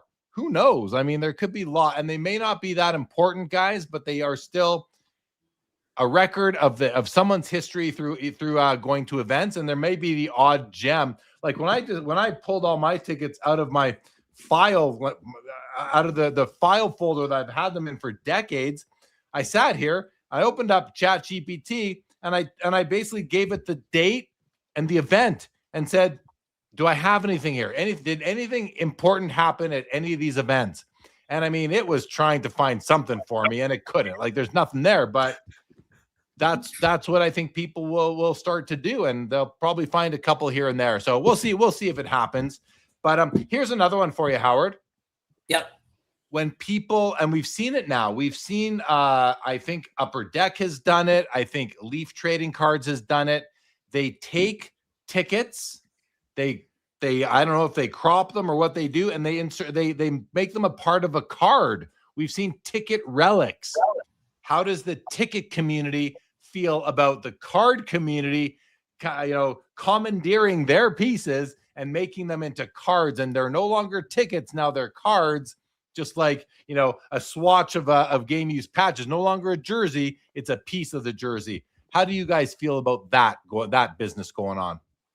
We love it. We love it. If you're going to collect tickets in a card form, in a ticket form, in whatever form, we love it, and we're all for it. I don't have many of those Leaf ticket cards, but I do have some.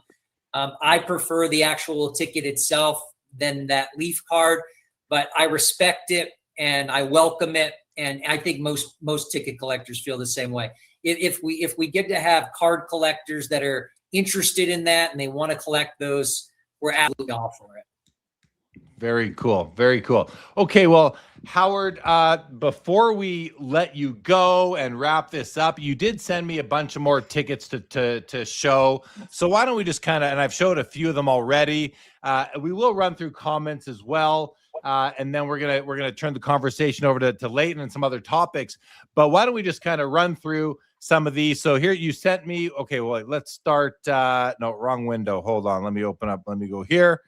Not the wrong window for you guys, but actually, I'm going to just do this for a second. I'm going to go back to the beginning, and we'll go through them one at a time. Okay, so here we go. So we talked about the Gretzky first professional debut ticket. From his days in the WHA, by the way, the WHA merged with the NHL to begin, I think, the 80-81 season, I believe it was. So that's the Indianapolis Racers did not continue after that year, and he went to become an Edmonton Oiler. The Brooklyn Dodgers. Now, this isn't a ticket, but this is something to do with Jackie Robinson's debut. Duke Snider's on. It says, is it press validation? What is this thing? So this is a pass that was given out to either members of the press, or certain players would get it, or family members. These are very collectible. So this is a 1947 Brooklyn Dodgers pass. And this would entitle the person to be able to go to every single home Brooklyn Dodgers game that Jackie Robinson played in 1947. So you would have gotten to see Jackie's first game and every game therein at Ebbets Field. Passes are not tickets because they're not specific to one date, but they are incredibly collectible. This is an amazing piece right here because this allows you to see every game from Jackie's inaugural season when he broke the color barrier. It's just very cool. And it looks like the holder's name is on there as well. Yep. Very cool. All right. You sent the Derek Jeter MLB debut. I think debut tickets are kind of like the rookie card. That would be the analogy there. You're nodding. So I think I'm right about that. Is this a rare debut ticket? It is. This is actually a full ticket to Derek Jeter's debut. It was on the road in Seattle. This one happens to be a PSA 9, so it's the highest graded. So there are only 3 of these known in the PSA Pop Report, and this will also be one of our featured lots in our initial auction that's coming up on September the 17th. And notice this is May 1995, 2 years after his rookie card came out. We have a Jim Brown NFL debut from 1957. This thing is exactly what I would want. Nice and used, torn right there. Like this, David, and David, isn't this awesome, right, Leighton? Like this thing's killer. Jim Brown's NFL debut. I have to think that like a lot of times in cards, people say, oh, this is a PSA 8 pop 13. You don't know total pop. You don't know pop higher. But to me, in tickets, I want to know total pop. I don't care about anything else. What's the total? Do you know the total population of a Jim Brown NFL debut? I don't know it off the top of my head, but I'd say it's probably less than 15 or 15 or less. Yeah. Very cool. Very cool piece. LeBron James, NBA debut. I mean, this is interesting. Dylan Taylor Crow, some kid. This is some kid, some young kid from who was a fan of the show or a fan or ticket holder's grandson or something is on the card. That does not help the ticket. That kind of detracts from it for me, Howard. I think this is kind of like I don't like it. So let me tell you this, Jeremy. It's exactly what we talked about earlier. So I hate the fact that this kid is on this ticket. I think it's horrific too. I just can't stand it. But I'm going to say this. It's exactly the example that we talked about. Tickets were not meant to be kept. They were meant to be discarded. And that's why they're so collectible. This was a contest for season ticket holders, and they put images on the tickets from their season ticket holders. This kid happened to be on LeBron James's debut ticket. Amazing. I mean, that kid is now, if he's one there, you know, he's now 25 years old or so, and that's pretty cool. Very cool for him. The first match as the Ultimate War. I'm just going to run through some. We're not going to talk about each of these, Howard. I'm going to run through some of these. But sure. The Ultimate Warriors debut, it looks like. This is cool. Cassius Clay wins the light heavyweight gold at the Olympics. Wow. Really quickly, Howard, Olympic tickets, are they a special class that have a heavy following? They do, and very focused collectors. They collect only Olympic tickets, and they're very collectible. Of course, like David said, you know, the Miracle on Ice or the Black Power Salute or Nadia Comaneci getting the first perfect 10 in the Olympic Games, incredibly collectible. A Disneyland pass. I've seen press about these before. This is from the Invitational press review. So basically a sneak peek at Disneyland before it opened to the public. That's what that is. Yep. It's a great one. Yep. Elvis's last live performance. We have this one here and this one here. What's kind of neat is that the rip goes in different. Or is this the same ticket? Same ticket. I think I accidentally sent it to you twice. This is the same ticket, but this is to Elvis's final performance before he passed. It's really collectible. And if you see mine here, you see how it's ripped, David. It says ELV. If your actual rip said ELVIS, it would probably be more desirable or worth more in the ticket world. Yep. Very cool. Very cool. Kobe Bryant's no flinch game. So that's like a moment game. Michael Jackson's Hair on Fire, a moment. I would call that. Ozzy bites head off a bat. I mean, that's just maybe the most famous concert of all time behind a couple like Woodstock and like We Are the World. Rocky IV. Rocky Balboa versus Ivan Drago. I've heard of this one before. Is this for like extras or was this a prop? It was for extras. So people who watched that final scene where Rocky fights Drago, that was actually a ticketed event in an arena in Canada, Jeremy. And people got tickets to go. I think they were also allowed to get a soda and, you know, a hot dog as part of the ticket. And yeah, you got to be part of the movie. My only thing is that happened at 8 a.m., so I would not have been able to get there on time. Nolan Ryan fights Robin Ventura. That's pretty cool. And that's the end of it. Those are the ones that you sent over for us to look at. So, David, go ahead. And Leighton, if you have any questions, we'll go to you after David when it comes to tickets, fellas. Go ahead, David. So I just wanted to tell Howard, you know, tickets do mean a lot to me. And actually, there is a ticket that is literally my most prized possession that is ahead of every baseball card. And that is this Killers concert, which was the first date I ever had with my wife 13 years ago. Great. Right? And I actually, from one of our family members to show about how important tickets are, they ended up getting this made for us on our year anniversary, which is, oh, wow.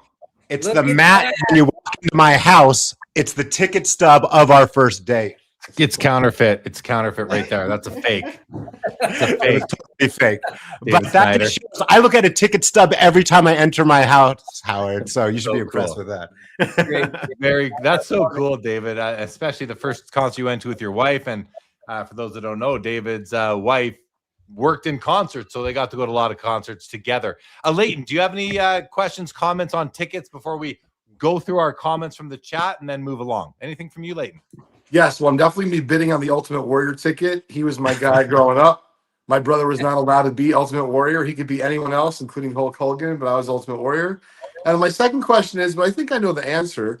So I bought this because it means a lot to me, from being a Yankee fan as a kid.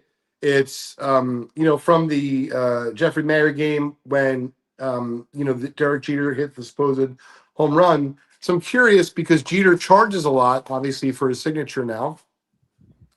Do you think that ticket's worth getting signed? 100%, Leighton. I think every ticket's worth getting signed, even if it's Derek Jeter who charges $500 and something for it. I think that's a great ticket. I remember it like it was yesterday. And I actually have that ticket in my collection. I actually have a full ticket, and I actually paid to have Derek Jeter sign it. So if I did it for me, my advice to other collectors would be the same. Absolutely get it signed, in my opinion. Thanks, Leighton. Okay, couple comments. A few that came in during the discussion. TKD7 from your ticket community, Mustang says, Stub Love rules. That is Howard's podcast. Charles says, paper tickets are a lost art form due to the digital age. It's really sad. Agreed. Michael Rader said, too bad most tickets today are all digital. The card carousel. Tickets are the vinyl album covers to sports. Some tickets have amazing artwork and tell a story. I think that's a great comment. Vintage Card Collector says, how's the ticket market going to sustain with nothing new to collect? Howard, just touch on that really quick. How will it sustain with nothing new to collect really coming out? Yeah, I'll tell you this. There is a big movement now for teams to start printing tickets. And a lot of teams have actually started doing that. So you can now go to a lot of teams and they'll charge you $5 or $10 and they'll print your ticket for you because people want to have a collectible. Maybe, the first time, like David, the first time I took my wife to a game or my girlfriend, or I went with my grandfather. So people want to take something home with them, and the teams are realizing that. So there are things. Yeah, it's all different. To me, that's just a totally different type of ticket, but not to say they won't be collectible, but it's like organic scarcity versus manufactured scarcity. That's what that is. It's like print to order sort of thing. B. Regan, what's the deal with the club? Sports Card Clubhouse is a separate YouTube channel, and I along with the Sports Cards Live crew are creating exclusive content, one show a week called The Hangover over there. Check it out. Charles says season ticket holders can still get paper tickets occasionally. Luke Browning asks about error tickets. Just touch on error tickets really brief, Howard. Yeah, I don't really know what it means. I mean, if something was printed on the wrong ticket stock, it could be more collectible. It's kind of like David's Ghost 1948 Joe DiMaggio or something like that. He's talking about the game was canceled. It wasn't played on 9/11, but 9/14 instead. Collector Charles says, I love a ticket to Kobe's last game. Skeppy says, holding a great ticket opens up a mini portal back in time. That ticket that was there, it holds an energy. I love the use of the word energy in Skeppy's comment there.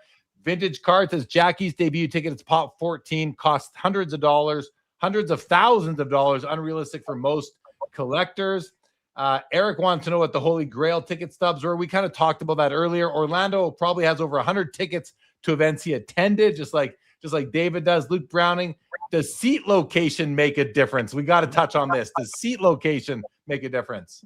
It actually could, if it's a floor ticket or if it's a courtside ticket. The other thing too, just like cards, if you have a numbered card and it's a 24 or it's an 8 and it's a Kobe Bryant ticket, Kobe Bryant card, people will want the 8 of 25 or the 24 of 25. If the seat number is 24, if the row is 8, it's collectible, more collectible for those reasons. So again, similarities. Absolutely. Hello to Found Treasures. TKD said, if you want to stop an athlete in their tracks, show them a ticket to their first game. Jaws will drop. Cards don't do that. That's so cool. He also says ticket collectors have always been eye appeal collectors. Very cool. He also says there are still old-time ticket collectors that have extensive unslabbed collections. Chris said, wait a minute, Jeremy, why can't somebody get one through the mail scenario? That I just said there's no thing as pack pulled. I didn't touch on through the mail. I'm sure they could. And Jesse says there's a dealer at the shows here in Calgary who has a Cassius Clay Joe Fraser ticket from the Montreal Forum. Jesse, I've asked him about that before. It's like a remake or something. It's actually not original to the event. All right, guys. Well, listen, Howard, this has been great, man. Great information. Great. I've been entertained this whole time. David's nodding. Leighton enjoyed it. I think it's a great topic. It's sort of like it's like a parallel type of collectible to cards, or just, it's one of those things that it's not exactly the same, but there's going to be crossover. There's going to be interest.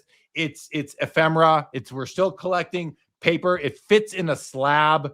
That's pretty cool. So I think it's great. Good luck with your podcast, Stub Love Live. Good luck with the launch of Front Row Auctions. First auction in September, running September through October. And you're on Instagram as well. So thank you, Howard, for joining Sports Cards Live. Jeremy, it was an honor and a privilege. You're so great for the community. I was really so thankful that you had me on. David, keep doing what you're doing. I'm telling you, you're the superstar in the making, and I love Leighton. Leighton's been on my show before. He's just great with everything that he does, and I'm a big fan of Just Collect. So thanks for having me on, guys.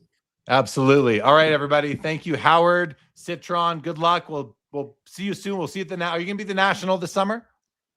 Absolutely. Right. Wouldn't miss it.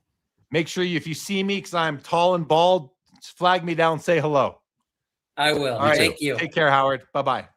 All right, guys. That was great. Thanks to Howard for joining us. Leighton, thanks for sticking it out. I know Howard wanted to say hi to you, so it's great to have you here. David, that was awesome. Thanks for your input there. And we're going to go on to talk to Leighton a bit about various things. But first of all, Leighton, before we get into, I think we were going to talk about PSA, their recent announcement, and how that impacts dealers and vendors and guys like you that do this for a living, that have cards going through the bulk service there, which is now suspended, paused for however long until they get through their millions and millions of backlog.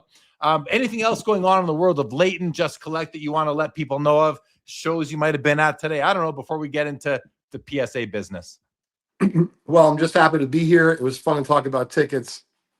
I'm excited for catching the first episode of The Hangover, because I've not caught it yet. So it's on my list of things to do this week. So it should be a fun week. There's 2 of them now for you to check out. Excellent. There's 2 of them to check out. And for everybody listening, Leighton and I will be recording the next episode of Vintage Spotlight, and we're going to be recording that, I believe, on Tuesday. That should drop on Friday, and there may be another announcement coming out with respect to the Vintage Spotlight podcast as well. There will be another announcement coming out with respect to the Vintage Spotlight podcast. But for now, the next episode will be dropping next week. We're going to do round 2 of the draft. If you caught the first episode or the last episode of Vintage Spotlight, Leighton and I drafted our top 5 favorite non-rookie cards from the beginning of time until 1953. We're going 1954 through 1988 or 89. We're going to have that next week. So that'll be dropping. Check that out when it does. All right. Leighton, PSA, has created what I think a lot of people are considering to be a bit of a liquidity crunch. They're handcuffing some of the hobby. Are you at Just Collect and what you do? You're a professional card dealer. You have a storefront. You have all sorts of different businesses within the hobby. How does it affect you? What were your initial thoughts, and where are your thoughts now when it comes to PSA closing down several of their service levels until they get caught up? When I first heard, I was disappointed. Excuse me, for all of us. It means different things to all of us. But I realized that just because it might affect you differently than me doesn't mean that I don't feel that. I don't mean the financial impact. I mean, just like, how did we all start here? Right? I didn't start collecting cards or playing baseball, although I wanted to play pro, to do it seriously. It was because I loved it. And so there are many people, especially in my town where my store is in Summit, New Jersey. I mean, there are friends of mine, like their son, Jed, who doesn't know what he's going to do about submitting his cards. And so I explain to his mother through text that she'll be able to still submit cards to PSA. Yes, it'll be more expensive, but there's other companies. And of course, her next question is, they're very smart people. She's like, are they just as good? And I said, what does that mean? I said, do you want his card protected? Yes, the plastic's just as good. Do I think it's going to sell for more? It probably won't. Do I think you'll have it back before your son gets married? I do. And by the way, Jed's very young. And so for me, right, it impacts me differently than it does that family.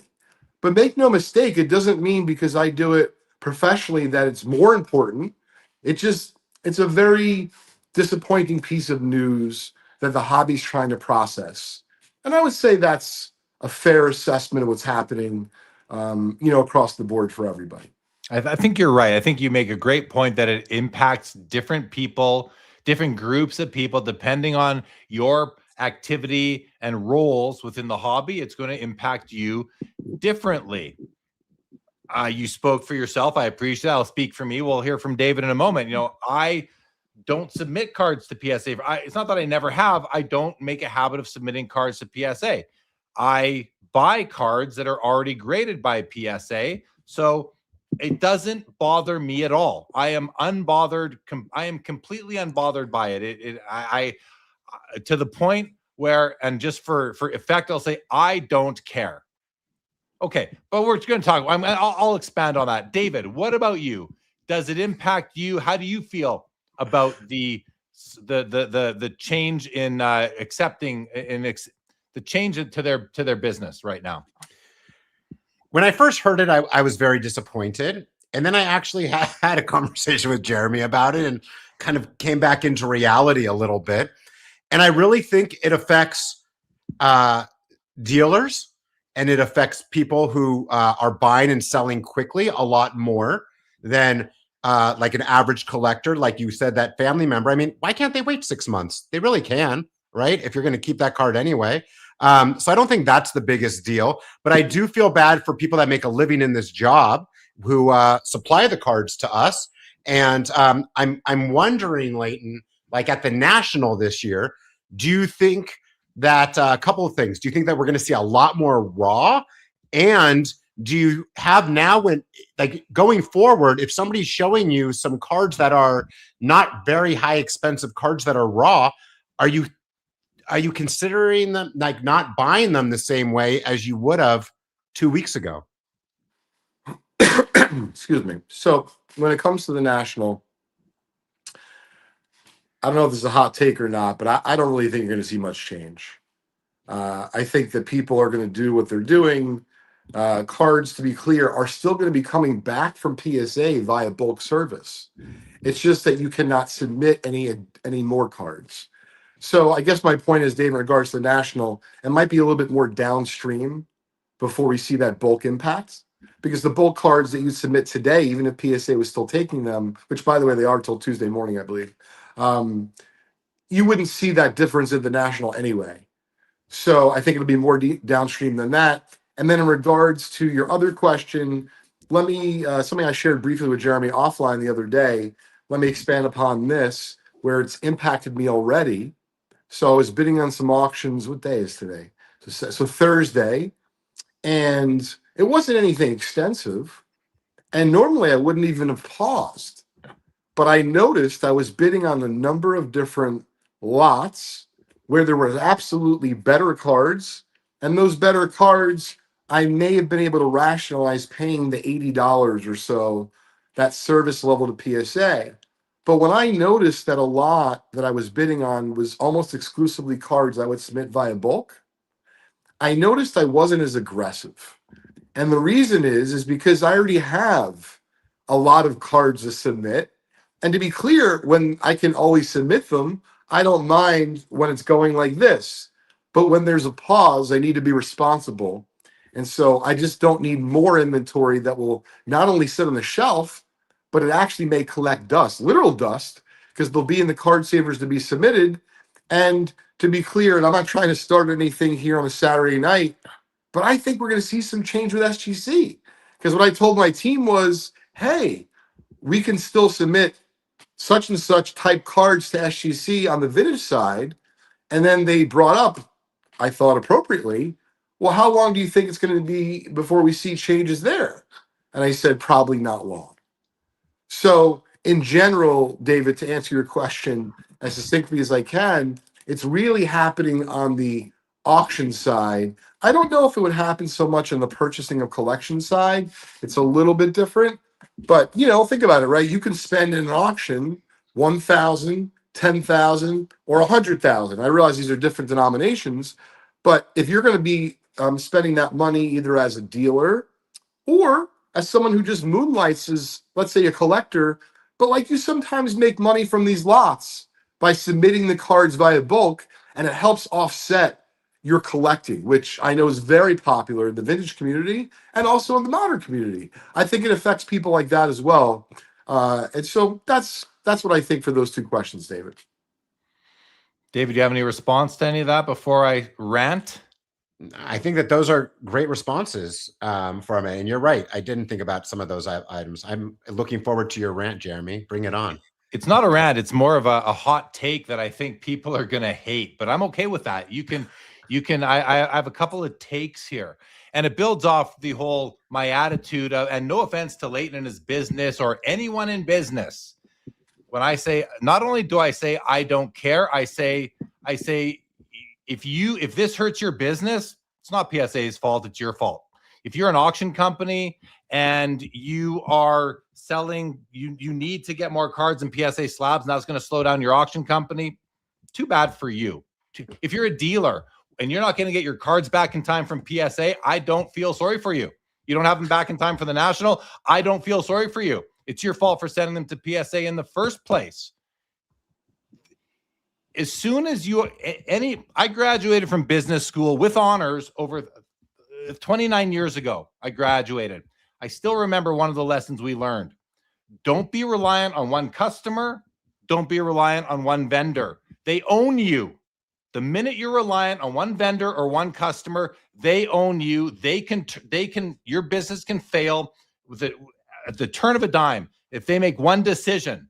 So if your whole business is relying on PSA, you are bad at business. And you need to find alternatives. Now, then you say, yeah, but Jeremy, PSA is the leader. Everyone loves PSA. Well, that's because you keep sending them your cards. That's because you keep doing that. They are not the only option out there. I know they're the only reasonable one for many people, but that's what the hobby is created. So you need to be more like Leighton. Have your business diversified. Do other things in business to round that out, because if you are only relying on PSA for your business, you are not a good business person. You might be great at buying ungraded cards. You might be great at filming yourself at card shows, doing deals. You might be great at picking out undervalued cards and slabs. You might be really good at all those things, but you let a third party, you let them have the power to shut you down. And that's on you. You are not entitled to PSA being open all the time to take in your slabs. You're just not. Not only that, there's all the blame on Pokemon. Everyone's blaming Pokemon. It's Pokemon's fault. Why don't they have as much of a right to use PSA as PSA accepts them as customers? Why don't they have as much of a right to use PSA as we do? PSA, in my opinion, should be first in, first out. Whatever comes in is serviced, and whatever, and then it goes out. And if there's more Pokemon cards clogging it up, maybe PSA isn't the right solution for sports card collectors anymore. Maybe grading isn't the right solution for sports card collectors anymore. Keep in mind, I don't believe everything I'm saying right now. Like I believe some of it. I believe what I do believe is that you should not be reliant on one vendor. If you are, you're bad at business. You just are. You're not bad at business. You're learning a lesson.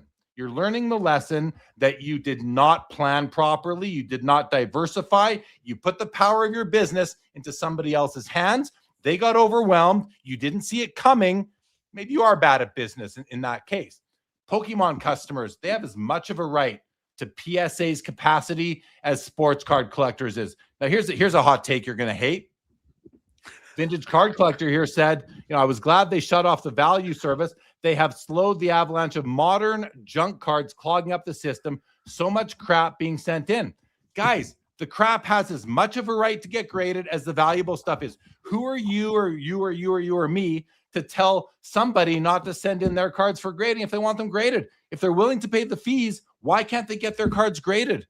If they're collectors, why can't they get their cards graded? If they're dealers, they have as much people sending in 25-cent base cards. If they're willing to pay the fee, they have as much of a right to PSA's capacity as you do sending in your $20,000 cards. That's just the way it goes. You have no entitlement to PSA's capacity. None. Zero. What you have entitlement to is to be shut off. They can shut you off at a moment's notice. And if you can't handle that, then you are too reliant on PSA and you are not reliant enough on your love of cards. Hot takes. I hope you guys, listen, it's just the way of the world. PSA is not in business. They are not in business to, and not to say they don't ever do this, but they're not in business to pick and choose who gets their service. All they want is revenue. That's all they want is revenue and pipeline. They have too much pipeline. Then everybody says, well, why'd they get backed up? Shouldn't they grow more? Shouldn't they get more? Shouldn't they grade faster and expand? It's hard to find people to grade cards for $20 an hour. Should they pay more for that? Should they pay, instead of paying whatever, 40 grand a year, should they be paying 150 grand a year? Sure. Price is going to go up. Price will go up to grade. There's all sorts of things here. Not only that, the faster they expand, the less accurate their grading, the less accurate and consistent their grading is, which means that you're buying cards that are not the grade is wrong. That's already happening. It's only going to exacerbate the faster and the more that they grow. So there's all sorts of competing things. The biggest problem here is that we, the hobby, are too reliant on PSA. We've made them the god of the hobby. PSA is your god. You may not have a religion, but for many of you listening, watching, PSA is your god, and you should pray to them because you basically do. You basically pray to them. There are, there's 100 gods out there for religions. Add PSA. They are your god. No, they're your daddy. Like Pedro would say, they're your daddy. I was waiting for you to say that. They're more than your, yeah, Leighton, but you can go get a job, right? No, with PSA, there are businesses that rely, and now these businesses they're so mad at PSA for closing down. I'm not going to have my cards back for national. Too bad. Too bad for you. That's on you. That's not on PSA. They don't owe you anything.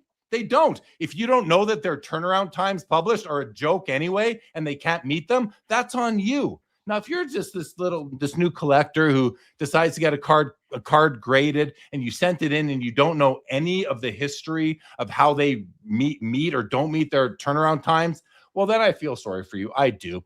But if you're anyone who has any experience in this hobby, and you didn't see this coming and you're still sending cards to them because you need them for the next show that you're going to be vending at, whatever legendary dealer you are, that's on you. That is on you. That is not on PSA. And I'm not sitting here defending PSA. I criticize them as much as anybody for all of their faults and deficiencies and inabilities. I do. But I'm a realist. I'm a pragmatic person. And at the end of the day, you don't have a right to them being open for business 24/7. I go to a restaurant and they sold out a steak that night. I'm not freaking protesting with picket signs outside the restaurant saying, no, they sold out of their steak. I can't have my steak medium. It's my birthday. I can't have my favorite steak on my birthday. Shut up. Come on. What do you think you're entitled to steak on your birthday because it's your birthday? No, you are not entitled. Get over it. Get over it. Or don't, because it's going to be good clickbait. You're going to get lots of great video and clicks and for the people putting out. And listen, I went through my subscriptions on YouTube today, yesterday, the day before. It's all PSA thumbnails. I haven't watched a single one of them. Why? Because I know it's all the same thing.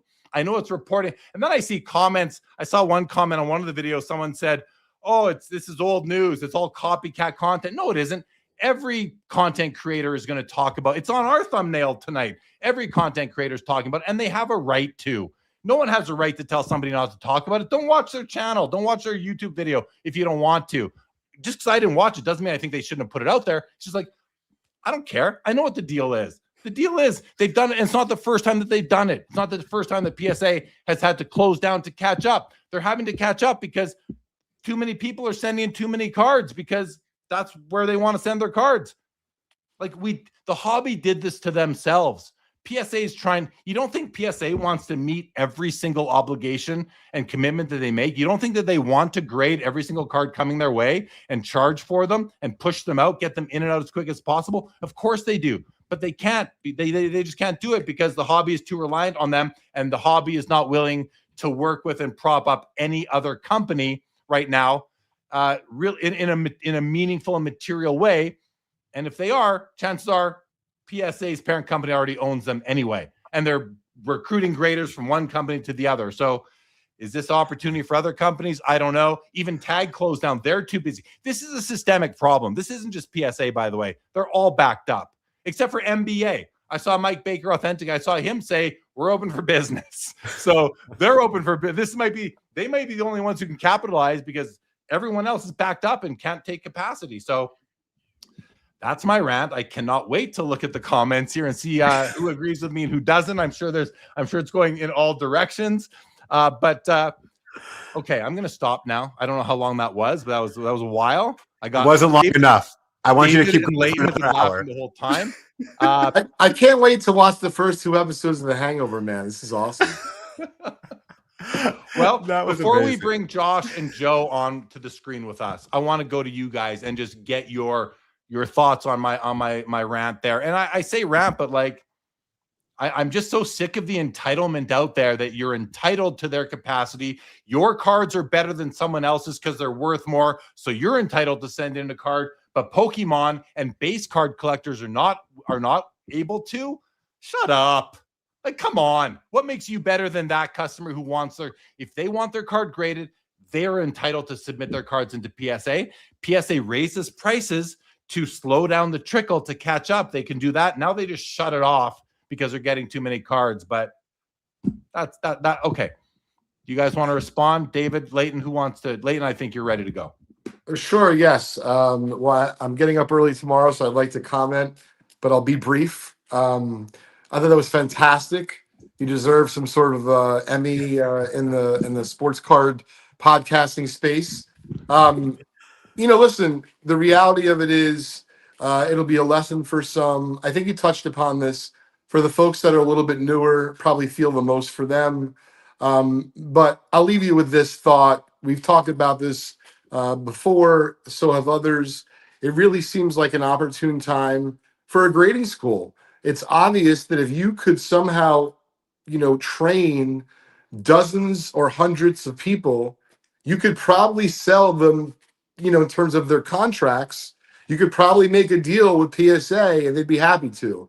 And I'm really surprised it's not happened yet at scale, because it seems as though we've been through this before, and yet we're doing it again, and we'll probably do it in the future if the industry continues to grow as much as it has been in the last few years.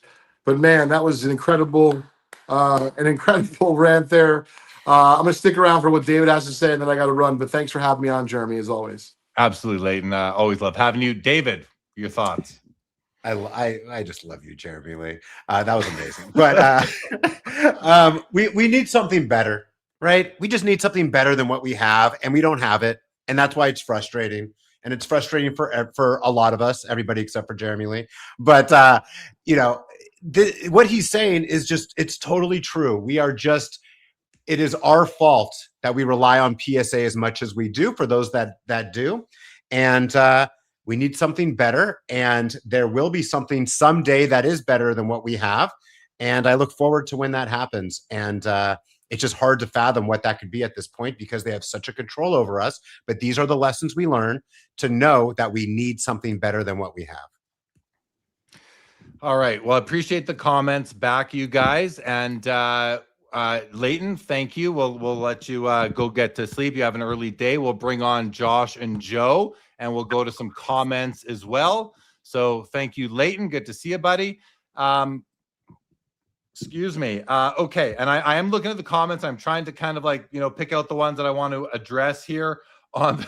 There's some good ones here. There are some good ones. Absolutely. Oh, that was amazing. And there's some we're definitely gonna get to them. Let's Joe and Josh, give me thumbs up each of you if you guys are ready to join. There is Joshua Adams. There is Joe Perot. Josh, Joe, welcome. Good to see you. How are you guys? Let's start with you, Josh. How are you? Good. What's happening? I'm excited. The Canes are in the finals, and the White Sox are doing well. So life is good. Good. And the Spurs are going on to the finals against the Knicks. So that happened today too. By the way, Josh, the Spurs won Game 7 tonight. Joe, how are you? How do you watch the game? How was the game in your mind? Oh, the game was awesome. It was highly entertaining, highly competitive, and the refs didn't dictate what happened, so it was super cool. And I'm happy to see a non-OKC Thunder finals. Are you? Is it going to be a good series in your estimation? I think it will be, actually. I mean, I think the Spurs will be favored, but I think New York will be kind of plucky, and seeing the mecca of basketball activated for New York Knickerbockers finals, I think that'll be great entertainment for everybody, all sports fans. Absolutely. So did you catch the show? Joe, you've been in the chat on and off, I believe. Any thoughts on anything we've talked about so far tonight? And then I'm going to go to the comments from my little rant there. But any comments on the 59 Topps Mickey Mantle that was, purchased, went to the spa for a full treatment, came out, got graded again and sold in the same grade, the ticket discussion, or PSA's current state of affairs. Anything pop out to you on any of those topics? I mean, I thought you guys did a great job of analysis. David Chase, Johnny on the spot reporter, helping out our friend Greg Miller to uncover yet the latest card, machination. I want to give kudos to Greg for actually reaching out and taking action. Some people talk and some people act, and Greg's an actor, and that's because he has integrity. So I was appreciative of that. Absolutely. And nice to hear that whoever, either Nat or Ryan at PSA responded, and they're going to look into that. So that's a great move. I like to see PSA acting on those tips that they get and being proactive. Even Nat today put out on Twitter, he's asking people if you know of counterfeit serial numbered cards out there to let him know. They want to nip that in the bud as best they can. Josh, what about you? Anything on your mind that we've talked about so far? What do you think? Well, I said like 2 months ago when PSA was buying up all their competitors that this is a monopoly and it's not good for everybody. And no one took me seriously, but it's a monopoly. And I think also they look like they're totally incompetent because they have to shut down. They had a deal with GameStop to take in cards, and now they can't do their job. So it's like PSA looks like kind of like they're dropping the ball here. It's embarrassing if I was that company. Yeah, they obviously did not plan appropriately for the business that was going to come in. But in any business, it's a good problem to have. They're having. Let's face it, the PR backlash that they're getting is going to go away really quickly. People don't care. People care more about the dollar than they do about this. The hobby's going to forget about this as soon as they get back and catch up, if they ever do. People are going to forget about that. You use the word they are incompetent. They're overwhelmed, I think, is the same thing. Are they incompetent? They're just overwhelmed. I mean, imagine having a truck stop, a food truck sort of thing, and you've got a lineup going on for miles. You don't have enough ingredients in the freezer to feed everybody, and you're missing out on business. They're just in that situation. So are they incompetent? I mean, they're not incompetent because they're able to push out 1.5 million cards a month or whatever they're doing now, up to 2 million a month. That's not. I mean, they're not incompetent from a volume perspective. They are, and they're semi-incompetent from a accuracy, consistency, transparency department. But they're able to pump out the card. So I hear what you're saying. They're incompetent in the face of the volume they're facing right now. So that makes sense. Obviously, that makes sense to me. David, what are your thoughts on that? Yeah, one thing that I haven't watched PSA, these videos that are on all the time about this subject, but one thing that I just started thinking about is that we're still in May. And weren't we supposed to have no PSA in May this month, where it's like we weren't going to be grading our cards? And here it is on a silver platter. Yeah, they're just like, no, they're actually like, well, you know what, Boston Card Hunter, we will help you. We will actually enable the no PSA May. How funny is that? That like it just shows how small you cannot control the avalanche of people that are submitting to them. The small amount of people that are trying to stand up and fight for your right. They just basically laughed at all of us, saying, "Yeah, nope, we're happy to not have them. We wish that your system worked better than what really happened." And I think there's actually opportunity for people to go out and buy. I think like Leighton even said he was a little bit trigger shy on buying a set of like a lot of cards at auction, where he would have normally submitted them under the bulk service level, but he's not now. He doesn't want them collecting dust. Collecting dust can be a great advantage in this hobby if you're just buying cards and waiting for them to reopen. If other people aren't buying them, that means you can buy them cheaper. There might be opportunity for people who have the cash flow available to invest in inventory, sit on it for 6, 12, 24 months even, and then once PSA has deployed that 200 million, they've added 1,000 graders, and now they can pump out more cards quicker. They can do 10 million a month instead of 1.5 or 2, and now you can get all your cards graded really quick and get them all back and flood the market with your slabs. I mean, that's something that I think there's opportunity there for people to be buying raw cards cheaper now than they otherwise were. So there's all different ways to look at it. Listen, if this is a challenge, find a way to turn it into an opportunity, and I think you can. So, okay, I want to go back to a couple more comments, guys. Then we'll forward on the conversation. Mookie Chilson said the PSA pause amplifies my enduring disappointment that SGC is no longer operating as a competitor. Well, they're another option. They're owned by the same parent company, but are they competing for business? No, PSA gets all the business, and they're more or less a greater supplier to PSA, I would think. Gold Hour says, grade with KSA, Jeremy. Gold Hour, I don't grade. So like I said at the beginning of all this, I don't care.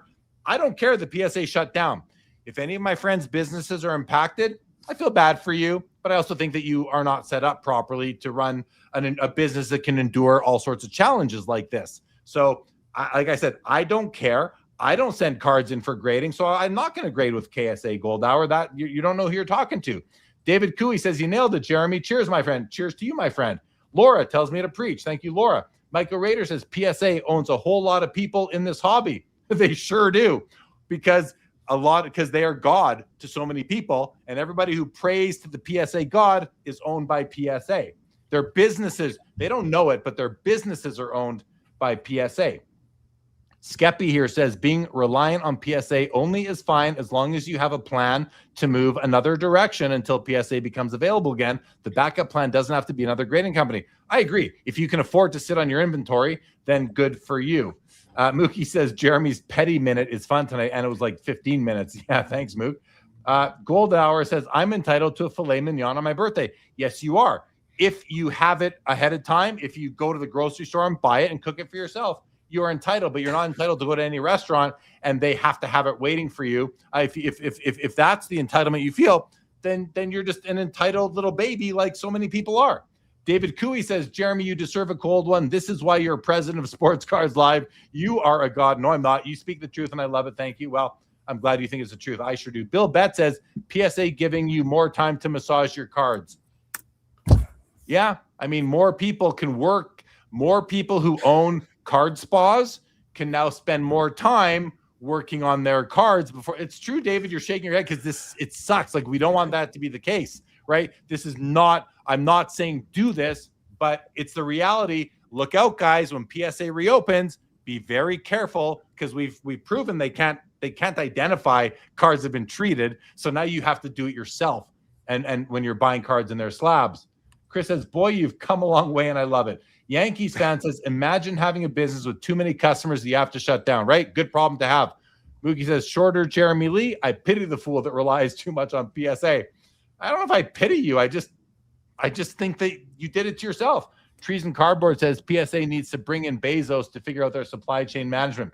Truth, right there. Jesse says the title for the hangover on Tuesday should be Shut Up. Michael Rader here says PSA will be swamped once again once they reopen for value tiers. The PSA fanboys will just wait it out. Exactly. Absolutely agree with that as well. Okay, lots of comments since I started reading those, so I don't even think I'm going to be able to get to them all right now. But listen, find a way to enjoy your cards without getting them graded. Enjoy the graded cards you already have. Wait it out, guys. This too shall pass. All right. Anything from Joe or Josh before we move on to a new topic? Joe? I'm like you, Jay Lee. It doesn't really affect me. I mean, I hear all the noise. I understand all the, concern. And there is a ton of product being produced all of a sudden from, the Topps license. And so I think there's an understandable consternation in the hobby with regards to like, how are they going to, leverage this new product into the slabs that we're so used to. But to me, this is an opportunity for people to, rewire their patterns and maybe lean into some new ways of enjoying the hobby, whether it's raw, your slab mag, your penny sleeve, whatever. But it's not affecting me in the least. Right. Yeah. Because you're not buying cards to grade with PSA to make money. But that is a business model that so many people in this hobby have. People make a living off that. And those people who've made a living doing that, listen, they're just going to wait it out. They're probably rich enough already that they can withstand 6 to 12 months of lower income because they've been doing it for so long. Many of them, I know some are specifically, so they'll be able to wait it out. But yeah, if you're that reliant on PSA, then again, I don't feel that bad for you. Sorry, Joe, you wanted to continue? Well, and there's still, I mean, some of the real big whales out there. I mean, they're gonna do express, right? They're gonna throw money at the big cards, and nothing really. I mean, yeah, maybe it'll be, instead of 3 days, it'll be a week. But when you're willing to pay $500 for express, I mean, you still get a big old Wimby graded, or a big old, whatever. Take your pick of the latest flavor of the month. There you go. Yeah, exactly. How about you, Joshua Adams? I would not be surprised to see PSA create a new tier of service that's more money when they shut down this value tier, because the whole thing is to make money, and that's what they're in business for. So, and I'd be interested to see how much revenue they get on the higher tier, like Joe said, levels during this quote unquote shutdown. So the whole thing is just a business move to make more money. It's not going to hurt them. This is not going to hurt them. They are going to just at the national, they're just going to charge more. They could charge $500 a card and still be at capacity. It doesn't matter until they literally scale up considerably, especially with the growth of non-sports cards coming their way. Luke Browning says, rewiring customer patterns doesn't excuse their incompetence. I am not relying on them for my income, but if I were an investor, I would be very upset we are turning away customers. Luke Browning, I think you're completely off base there. If I was an investor, I would be dancing with joy that we need to continue to scale. Like it's the best problem to have. And not only that, some companies wouldn't recover from this, but because 95% of the hobby drinks the PSA Kool-Aid, they know they can do this. They can easily do this and bounce right back. Josh, I'm going to disagree with the framing that they're drinking the Kool-Aid. It's a monopoly. They don't have a choice. Like this is they created this. There's 100 grading companies out there, Josh. Yeah. Okay. And no, the hobby is Jim, no. But guys, Let me ask you a question. PSA didn't do this. The hobby did this. No, the hobby. I didn't buy SGC. No, PSA PSA is a company that markets themselves and people buy their product. People are deciding to buy their product, Josh.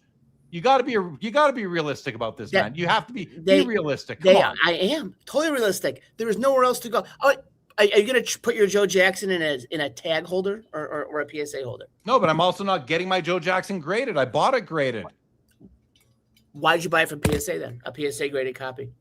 It was the one that was available. It was the one that I wanted. That is not the point, Josh. The point is not that people buy cards in PSA slabs. The point is that the hobby only buys cards that are graded. The point, okay. The origin of this issue is that the hobby sees PSA as the only alternative. That's on the hobby. That everyone blames PSA for that. You could turn it on me all you want, Josh. That's okay. No. You could say, Jeremy, what about you and your cards? This isn't about me, Josh. This is about the hobby being so reliant on one brand. And that is not PSA's fault. They are a success. They are a massive success. I wish I owned PSA. Okay. Well, first of all, someone said, I don't know what a monopoly is. I absolutely know what a monopoly is. But the other point is they are a huge success. They're buying up all their competition. They're the definition of a monopoly, this PSA. If they were a monopoly, if they were the definition of a monopoly, why aren't they being stopped yet? Like, why haven't they been stopped? Or no, I'm asking a lawyer, is it just a matter of course, and they will be stopped? Because if they are a monopoly, aren't they, or does the government just not care about sports cards? Is the industry not big enough? I think the government probably has other issues than what sports cards. Then the whole fact that they're a monopoly is a moot point, guys. It doesn't matter.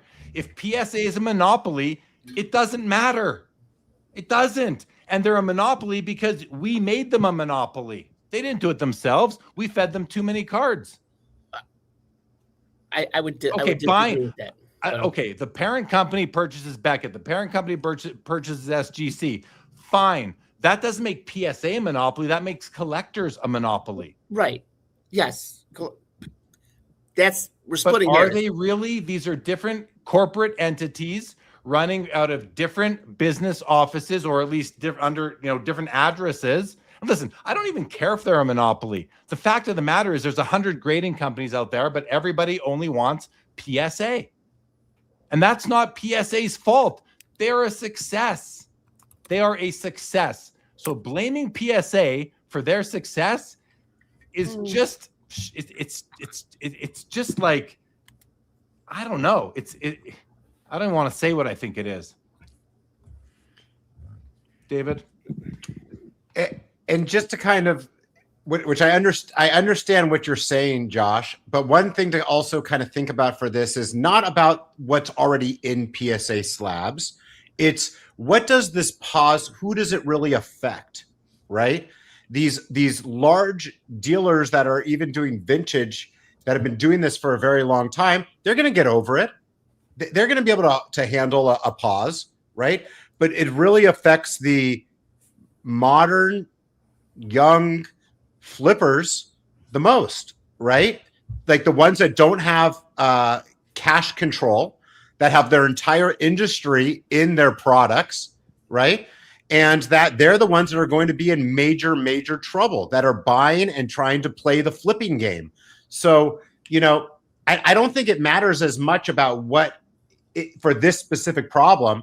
We're not talking about PSA in general. It's about what will the pause do for the market. It doesn't affect a lot of us, but it is going to affect heavily a part of the game that all four of us don't really play, right? Well said, David. But what I would give, what I agree with what Josh was saying is, I think PSA has dampened the resources in the worlds of SGC and BGS for their own purposes. They're the puppet master now. They're the grand puppet master, and they've depleted some of at least the SGC force of grading whether that's, bringing them into their fold or whatever.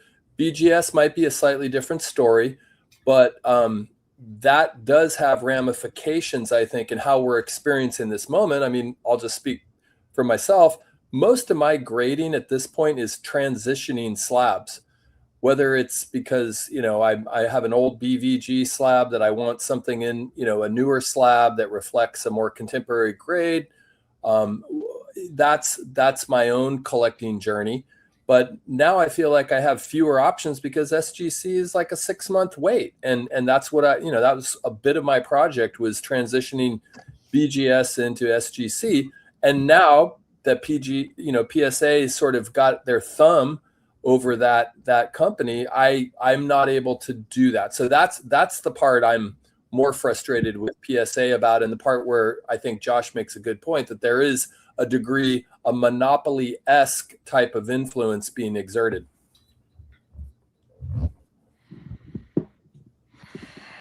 Yeah, it's it's an interesting situation. And the funny, they'll be back, and this will be a blip on the radar at the end of the day. They will scale, and they have the money to scale because of just how godly they are in the hobby. And I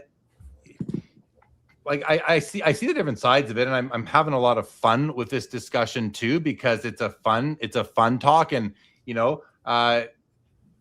here's a great comment from Cardfucius. It depends on how they came about gaining their success. Okay, so let's talk about that for a moment, because that's a very nondescript comment. That's I don't know what the word is for what that comment is, but there's a lot of insinuations there, and nothing's really being said in that comment. So what are we talking about there? Are we talking about them? I don't even know what we're talking about, what they're doing, like just falsely grading, undergrading, incentivizing crack and reslabs, preferential treatment. What are we talking about? How they got their success? Josh, do you know how they got their success? I think I interpret that to mean buying up competition and making it harder for new companies to come in, because if you control 90% of everything. Okay, but Josh, I think we got to go back a bit and say PSA only was able to buy up the competition because they were already a massive success. Right. They've been a massive success since they came out of the gates. So but buying up the competition, I mean, it's still like, they buy up the competition. They take the graders from those companies. They lower the capacity of SGC and say Beckett. Although I think it seems like they want to revive Beckett, which I'm very happy to see. It seems like they buy SGC really to make it a boutique company. All those sound bites we have. SGC was kind of a drop in the bucket relative to them anyway. So it's not like that makes them, like, I think that added 3 or 6% market share to their overall pie. So it wasn't a massive increase, like they went from 70 to 76% or whatever those numbers were. I don't know exactly, but it wasn't like they added 30% of the market share to their side of the table. It was single digits. So I don't know if that's what that, I forget who the commenter was. I apologize if that's what they were getting at. But listen, if they fooled the market, then the market's the fool. And we're all fools. We're all fools. We all know we have cards that have been spot up and trimmed. We all know that. PSA cannot do what they say they can do. At least they have a guarantee, which I love. Joe. Well said, Jay Lee. You're on point tonight. You're taking no prisoners. No prisoners, Joe. No prisoners. Not even Josh. Don't hold back. Even if you're wrong, I still love you, Jeremy. I love you too, Josh. What I was going to say, or my curiosity is, we've been bashing PSA, and rightly so. Or, some of us in different ways. Like, there's some concerns, and yet, they're the Death Star. They're doing what they do, and you made some good points there. What I'm curious about is how this whole relationship with BGS develops. I've actually been kind of encouraged with, the energy that's been put into BGS, and the fact that they seem to have a slightly different approach with BGS than they did with SGC. SGC, they seem to kind of depress. I get the feeling BGS, they want to amplify. And I think that what my curiosity is how are the BGS times going to be moving forward, and how many people are going to and maybe there's some strategy involved, right? Like maybe they're like, yeah, we want you to funnel into our newly acquired BGS, which has such a trademark in the hobby. I don't know. I'm curious about how that develops. And personally, like, I love the new development of the slab. I thought it looked great. And I've always, for certain cards, appreciated BGS's utility. So I'll just leave it. I'm with you on that, Joe. I'm excited to have heard from the new general manager of Beckett and what he said. I listened to him on Stacking Slabs with Brett recently. Great episode, and I'm encouraged. I like the new label look. It's a subtle change, but it's a really good one. I like it. Now, if they would just improve the quality of the acrylic, the plastic that they're using, I would actually take all my Beckett slabs and reholder them in the new, but not until they get new. I don't want the scuffed up plastic. The plastic is pretty junky that they use. It's easily scuffed, and you can't. I'm not even talking about the inner sleeve. It wouldn't be as much of a problem if the outer slab was of higher quality and less resistant to blemishes. But also, like you said, Joe, they seem to be caring for their new baby Beckett grading services in a different way than they cared for the old baby SGC. I think it's because I just think that Nat and the executives have more respect for the Beckett brand than they do for the SGC brand. Not to say they didn't respect SGC. I just think that they feel like the Beckett brand in today's market can bring a lot more value and prestige to the product than SGC did or ever did. SGC, people liked it for vintage or for that god-awful ugly black inlay they call it tux, which is a complete disservice to any tuxedo that's ever been worn. Come on, let's be real. Okay, I know. People love the tux. I think it's a tux you get at the Goodwill. But anyway, yeah, no prisoners tonight. No prisoners tonight, guys. And I have a few SGC cards, and I love the cards because I buy the card, not the grade. But anyway, yeah, good question, Joe. Good question on why I'm encouraged with what they're saying they're going to be doing with Beckett. I am encouraged by that. And I think Beckett could become a legitimate alternative if they can scale. Now, the numbers that the general manager was speaking of, he said, I forget his numbers, but if they're doing 50,000 a month, he said, I hope we can get to 75,000, eventually 100,000. Like, he was being very realistic.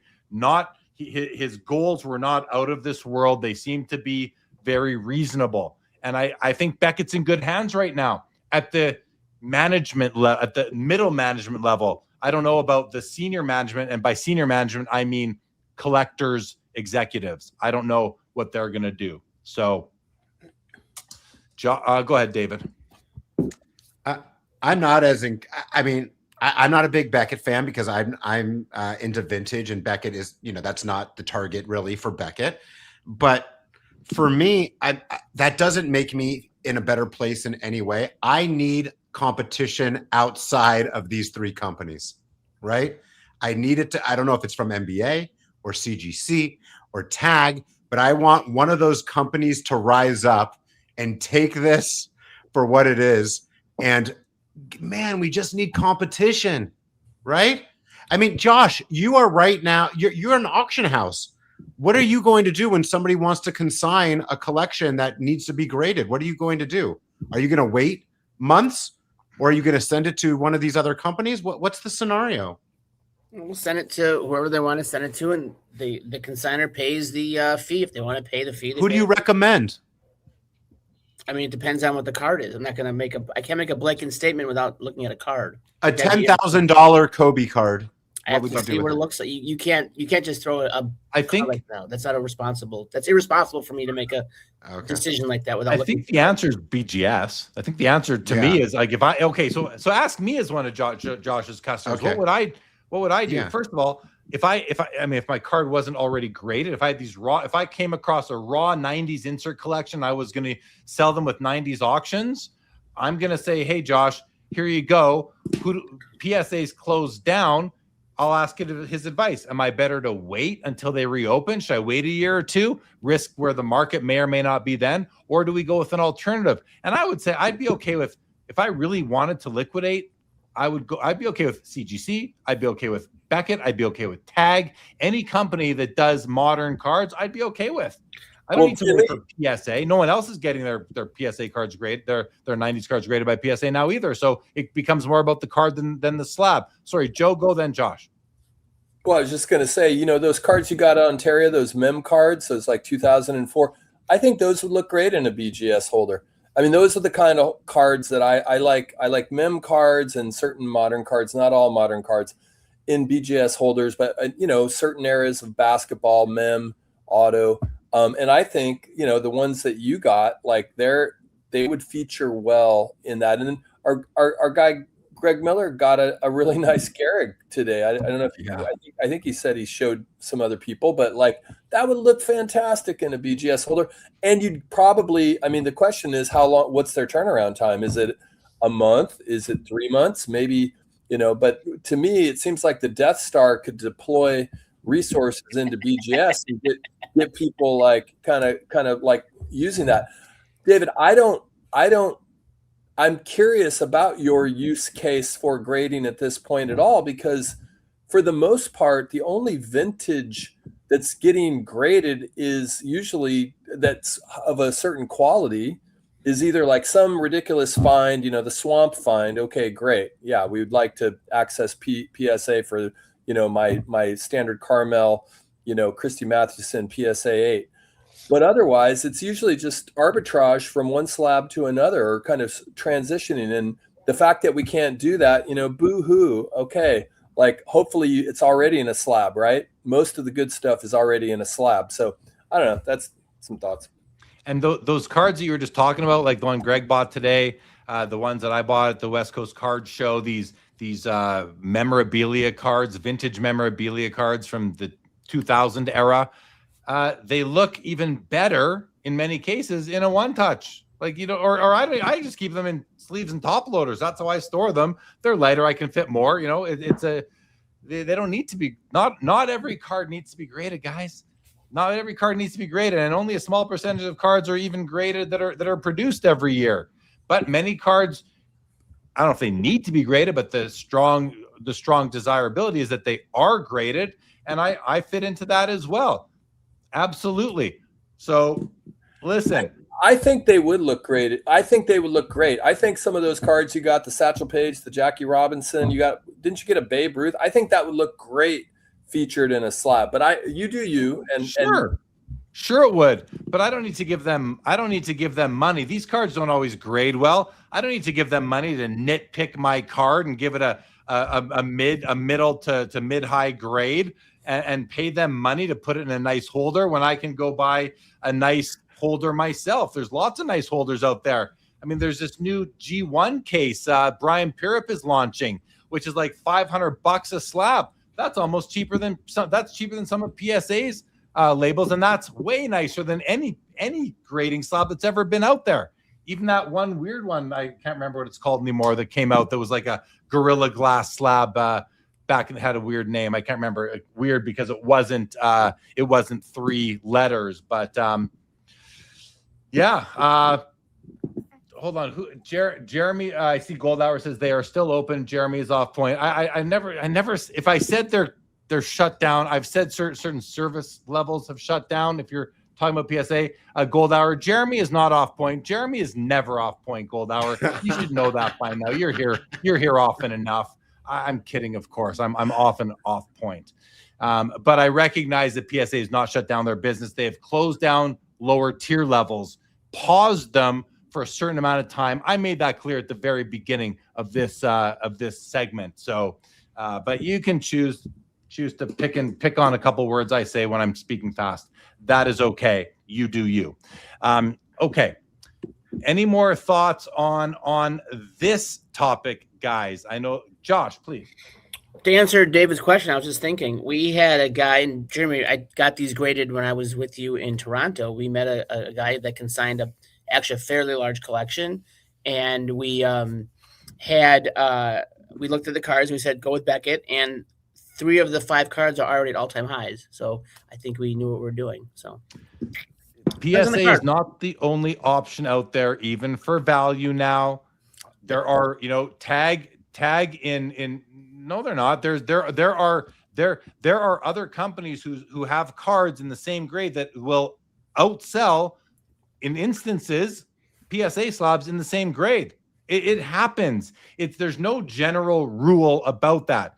Take Tag, for example. They have Tag 10s that outsell PSA 10s. Does it happen every time? No. But does PSA 10 outsell a Tag 10 every time? No. They do not do it every time. If you think they do, you are praying to your PSA god, because they basically own you. They own you. They are your master. And if you're willing to let PSA be your master, well, then you will deal with the consequences, like having to maybe not make money because you're too reliant on them, or like I don't know, whatever, however they own you, you're going to pay those consequences. But there are BGS 10s or even BGS 95s in some cases have and will outsell the equivalent PSA, the PSA 10. Now, that's not happening all the time, but there are instances of it happening because this is not a perfect system. There are different platforms. Not everybody's watching every card on every platform every time. This is not an efficient market that we are operating in here. It's highly imperfect. It's highly segmented. It's scattered around the world, guys. There are so many cards that sell, and I don't even know that I don't even know about till after they've sold. Why? Because I'm not following that marketplace. That happens a lot out there. I see Rippin in the Park says, I sold the Tag 10 today for more than PSA 10s usually go for. I mean, it happens. It just happens. Gold Hour makes a good point here. A good point from Gold Hour says PSA set registry. Nobody else has that.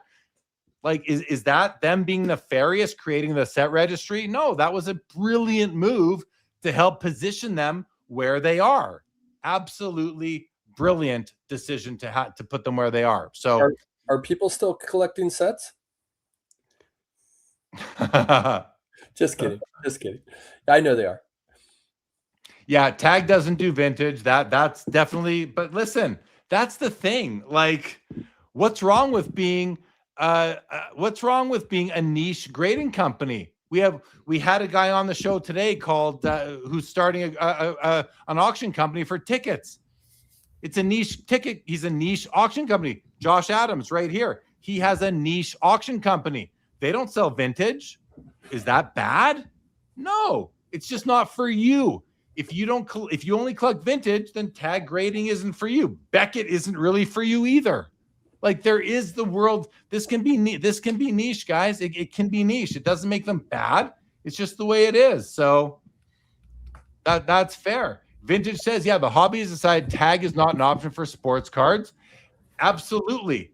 Absolutely. And so why would they even give the sports community attention when the TCG community embraced them and said, we like what you're doing, we're going to use you? Why would they? If they embraced them, the sports community was very resistant to Tag, very resistant. Maybe they wish they wouldn't be now. And Tag also had to shut down certain service levels because again, guys, it's a systemic issue. This is not just PSA. The grading companies are all overwhelmed. The hobby is exploding. TCG is exploding. Yet we put our $1 million cards into a $5 piece of plastic. And that speaks for all the grading companies. Joe, what are you trying to show us? Well, this is a card I'd like to grade at the National, and I'm probably going to try and get it done in a BGS holder. It's a LeBron Larry Bird auto. It's kind of hard to see because the auto is in white pen, but it's numbered to 15. It's one of those upper deck, it's Bird and LeBron. I don't know. I would be super happy to try and do like a within the show, whatever the fee is, just because I want this baby slabbed up. I want this protected. I wouldn't mind an auto grade on it. So hopefully, and I'm not thinking I'm going to do it with PSA, especially how those lines are going to be. But if at the National I can get it there early and get it back in 48 hours and take home in a slab, I'm going to be stoked. Are you selling that card? No, that's the. So you can wait 3 years. Why don't you just wait for all this huggable to blow over? Marine layers, the ocean air, the fog. I'm put it in a Ziploc bag, dude. No, see, Yeah, you're right. No, I mean, right? Like you don't need to get us. I'm just saying you could wait, or you could pay him $500 to you're get right. it slabbed. I like, I mean, I think, okay, so this is me outing myself. I do have an impulse to get things slabbed. It's not always to sort of, engage in arbitrage. Sometimes it is to protect and or to have something land in my collection a little bit more with a feeling of like, yes, this is, we've got contact with the moon, we've got, Earth, whatever. It's like, it feels more significant than a mag to me and a Ziploc bag. You know what? I have no problem with any of that, Joe, except the patience. I know you're in a rush, and now you can't be in a rush right now. PSA has caused you that you don't have unless you want to pay whatever exorbitant fee they're going to charge, but they can charge that because the congregation will pay the tithe. That's what it will be paid, and maybe you're part of that. Like, and if you want to do that, like, I'm not gonna bug you about it. Like, do it. Did you say tithe? I did. That's a good SAT word there, Jeremy. Tax, yeah. Yeah. Well, because I use the word congregation, like it's all about God and all that. It's a full moon. You're on fire. Go. David Chase. What does David Chase have to say? David Chase? I actually, this is a wording for you, Joe, about the National. This is just speculation from me. I think on-site grading lines are going to be crazy at the National. All grading companies. You are going to spend a significant amount of time of your day getting it, dropping it off, and picking it up. It is not going to be a fast turnaround to do that. Well, and just be prepared that there's a lot of people thinking the same way as you. Well, then maybe it won't happen because I'm not exactly a patient Peter. I think that MBA, Mike Baker, he has his sticker business, but he also does slabs. I think he's going to have a record show. I think he's going to kill it at this show. He's recognized as the original grader at PSA. He's respected by many in the hobby for his ability to grade a card, both on the technical criteria and eye appeal. He knows both technical and eye appeal. I think he is going to be backed up like crazy. He's hiring people left, right, and center right now. I think it's going to be a big show for Mike Baker. And really, this is the best thing he could have asked for to launch his new grading company, which is about a year old now, but it's taken a while, I believe, to get going. I see his slab. I'm seeing more and more of his slabs come across my saved searches on eBay and elsewhere. So I think that he is about, and hey, there are people that don't like him. There are people that think he's done some things that are shady, whatever it might be. I'm only saying it because I hear it from people, and Josh is emphasizing it right now. I mean, but that, again, does it matter? Not enough people know. It's like the same thing with PSA. There are so many people out there who don't know that PSA isn't perfect. They think PSA is right all the time. They think that a 10 is a 10 no matter what. It was never a 9. It couldn't be a 9. There are people that think that way. How do I know this? Because I hear them talking at card shows. And it's like they are not on social media. They're not listening to all of us talking heads on Instagram, YouTube, Twitter, and elsewhere. They don't know. They just know that they see cards for sale. They're in PSA slabs. That's a great benefit that PSA has as well, is that not everybody is listening to us. Not everybody has read my book, Pops and Comps, which talks a ton about this kind of stuff, but not everybody knows about it. So PSA is set up. They can't fail unless the government takes them out. I don't think that's going to happen. I know that there's people trying to make that happen, class actions, all this talk. We hear Nick from Boston Card Hunter trying to get, do things and all this stuff. And I don't know, man. I just think that 6, 12, 24 months from now, not much is going to have changed, except that this will be past. This will be a blip on the radar, and we'll laugh about it. And I'll laugh privately in my head saying, Hobby didn't learn anything, but maybe we don't need to because PSA is God. Yes, Joe. I mean, from what I can tell, a lot of this has to do with not all of it, but a lot of it has to do with the Pokemon craze, and the massive amounts of Pokemon cards being submitted. So some of the fate of, the future of grading, I think, is going to hinge on how the Pokemon universe unfolds. I mean, if they continue to amplify at the rate they are, I mean, something's going to have to give. And, I think about it a little bit in relation to tag, because that's a little bit of what tag has become, TCG, a different genre. But I saw some numbers, I don't know who it was, Neo or somebody, kind of like breaking down the submissions over the last year. And it's like Pokemon is just, I mean, I don't want to blame Pokemon. Like, they deserve to be able to collect and grade just like everybody else. But I think that's a significant part of where we find ourselves in this moment. I think a good thing there, Joe, and where, I mean, I think you're right. That goes without saying that Pokemon is a root cause of where PSA is at right now. They are probably the reason for it. The question then becomes the Pokemon market. Like, is it a bubble that is going to burst? And if that happens, and if PSA invests $200 million in expansion and technology to support I don't know what percentage of their submissions are TCG versus sports, but I think it's like a lot. I think TCG is more than everything else combined. So if TCG is, say, half or 55 or 60% of their business, who just texted you about me, Joe? Who just texted you? I'm just kidding. I can see you looking at your phone. You're like, yeah, Jay Lee's on a heater right now for sure. We're going to have a conversation now. Yeah. But okay, so if the TCG market collapses or takes a big hit, correct, whatever the terminology is, what happens at PSA after they've deployed $200 million into infrastructure that is and capacity that is maybe no longer necessary? Is sports going to be able to fill that void?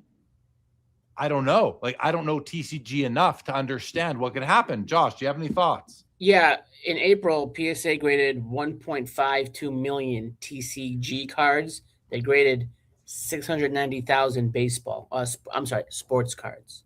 So in April 2026, 690 sports and 1.5 million TCG. Yep. So they're 2.5 times. So I don't know what those numbers add up to. It's like 25% sports, yep, and 75% TCG. Yep. I mean, they have such a good business. They have such a good business. Pokemon has a good business too. Pokemon literally just prints money. They print cards, they sell, print cards, they sell, and it's easy. There's no imagination. The back of every card's the same. It's unbelievable what they have. Those are two of the best businesses going on. I would love to invest in PSA. Just invest, not my. I already have cards and slabs. I'd like to own some stock. Like, it's a gold mine, and they don't just have customers; they have a congregation. It's a cult. It's a cult. The hobby's a bit of a cult that way. I don't know. Does Nat listen to your show, Jaylee? Because I got an idea. I really have no idea if he does at this point. But go ahead, talk to him. Ryan, whatever, any of those guys, any of those PSA guys listening. Maybe they should just, I mean, it can keep it under the same umbrella, but just create two separate like departments, one fully for Pokemon and one fully for sports cards, and like devote your resources appropriately. But like, it sounds like there's some friction with receiving Pokemon cards, TCG cards, and sports cards, as they gotta like deploy them, and maybe a slightly more consolidated approach to their intake and their processes could be helpful for them. Why do they care? They get the same money for each slab. Why does it matter to them which one? Because we're upset. The customer seems to be upset. And because I again think I'm just trying to think practically here. I think why they care, David, is having their business diversified and not being too reliant on one market, because if a market collapses, they want to be able to go to the other market and have them fill up that capacity. So I think PSA has an interest in keeping both, not in keeping them, but doing whatever they can to keep both markets alive and well. But I still say that first in, first out sort of thing. Now, Joe's idea about, different departments, I only think that really would be useful, Joe, if it comes down to expertise. And if they have the expertise, because you never want to, okay, we've got this office with 800 graders for TCG and this office for 200 graders for sports. But if TCG has excess capacity, all of a sudden those guys can't go to sports, which maybe they can't because of expertise. But you don't want to have people sitting there doing nothing when you are short on staff on the other side. I mean, doing nothing would be, like, sometimes I wish for a boring day in my own job, but if PSA had a boring day, that wouldn't be the end of the world in anybody's life. All right, guys, this I did not think we were going to talk about this for so long, but I got a little heated and excited, and I, stand by just about everything I said. But listen, I do want to make one thing clear here, and I've said this 100 times in over 6 years of doing this, that a lot of what live streamers, and I'm not talking about live stream repack and breakers, I mean live stream talkers like myself and everyone on the screen and others, a lot of times we get into these discussions and we talk and we say things and we don't have time to completely think them through. And I am guilty of that. So I reserve the right to change my tune on some of these things. Some of them I'm not going to. I still say, I don't care that they're shut down. Doesn't impact my personal collecting experience. Won't impact me as a collector. Now, that said, I feel bad for my friends who are impacted by it. But I also say, it's your fault. You're too reliant on one vendor.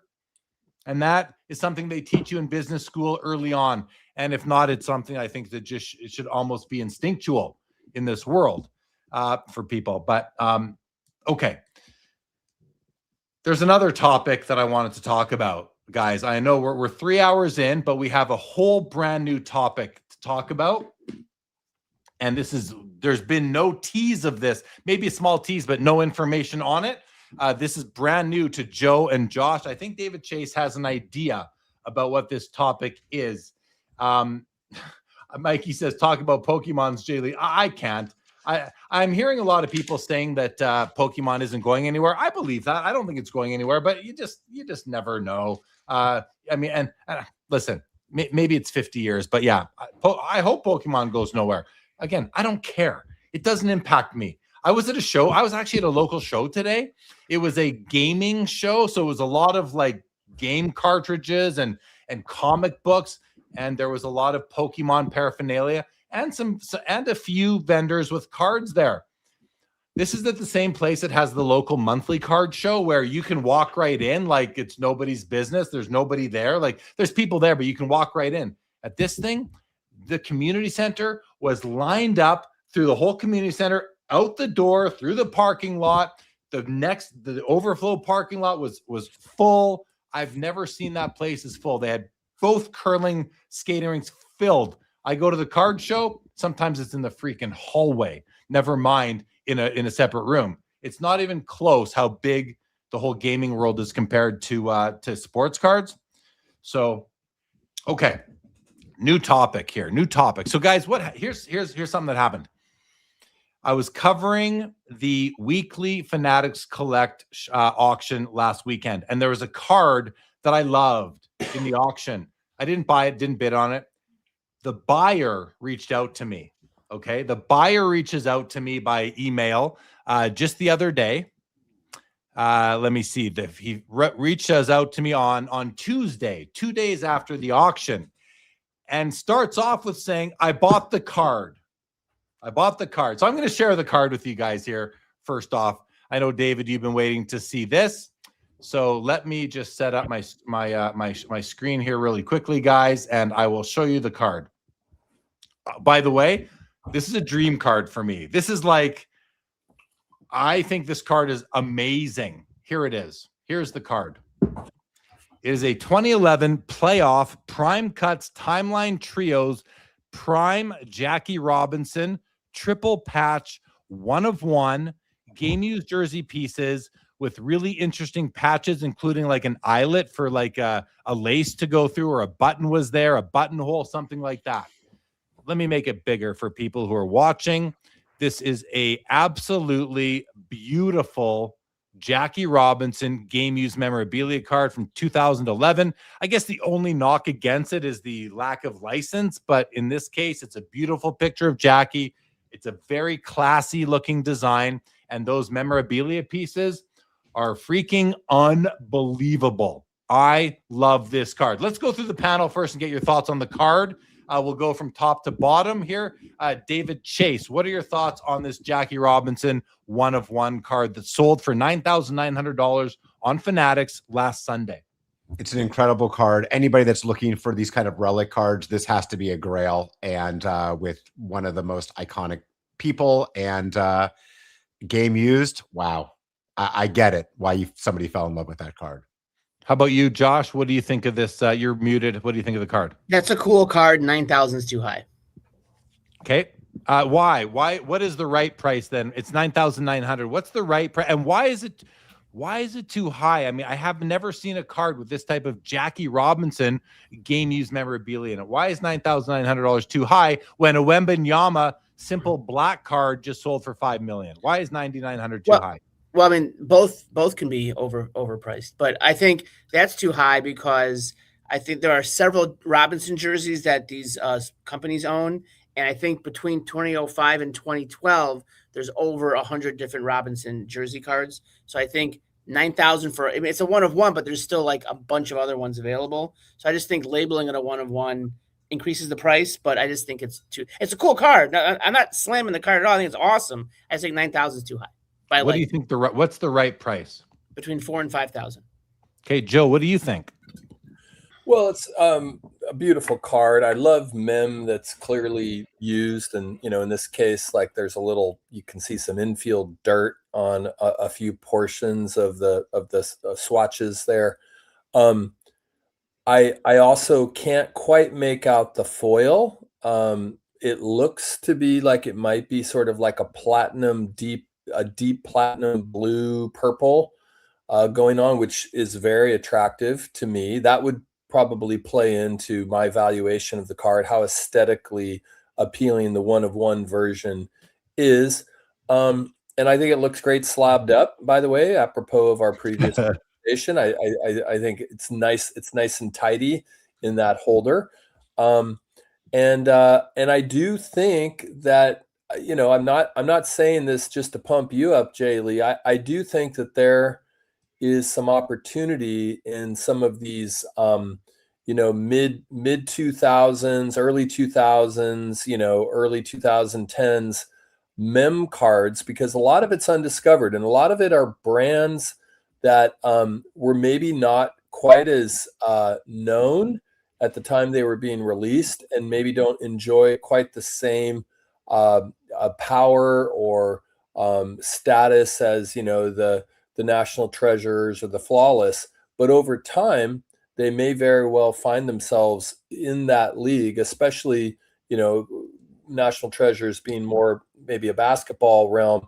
Baseball seems to have some areas that for me are somewhat undiscovered. I've seen them over the years, but not some of these bomber cards like this one. And so who's to say overpriced, underpriced? I mean, the market dictates, but I think it's a beautiful card, and I am intrigued by anything, game used, mem, Jackie, Satchel, Ty Cobb, Babe Ruth, Lou Gehrig, like all of that's very interesting to me. Well, appreciate the comments from everybody. And that the card is not the story here, by the way, but we're gonna get through it. First of all, good evening to Foul Ball. Good to see you. Carl says yet another excellent show, Jeremy and panel. Thank you, Carl, who is in. Carl's from Oz, but he's also in Oz. Jay Hawker says that's one very sexy card. Mikey says didn't think it was unlicensed. Looking at it, I actually didn't either until I just looked at it further.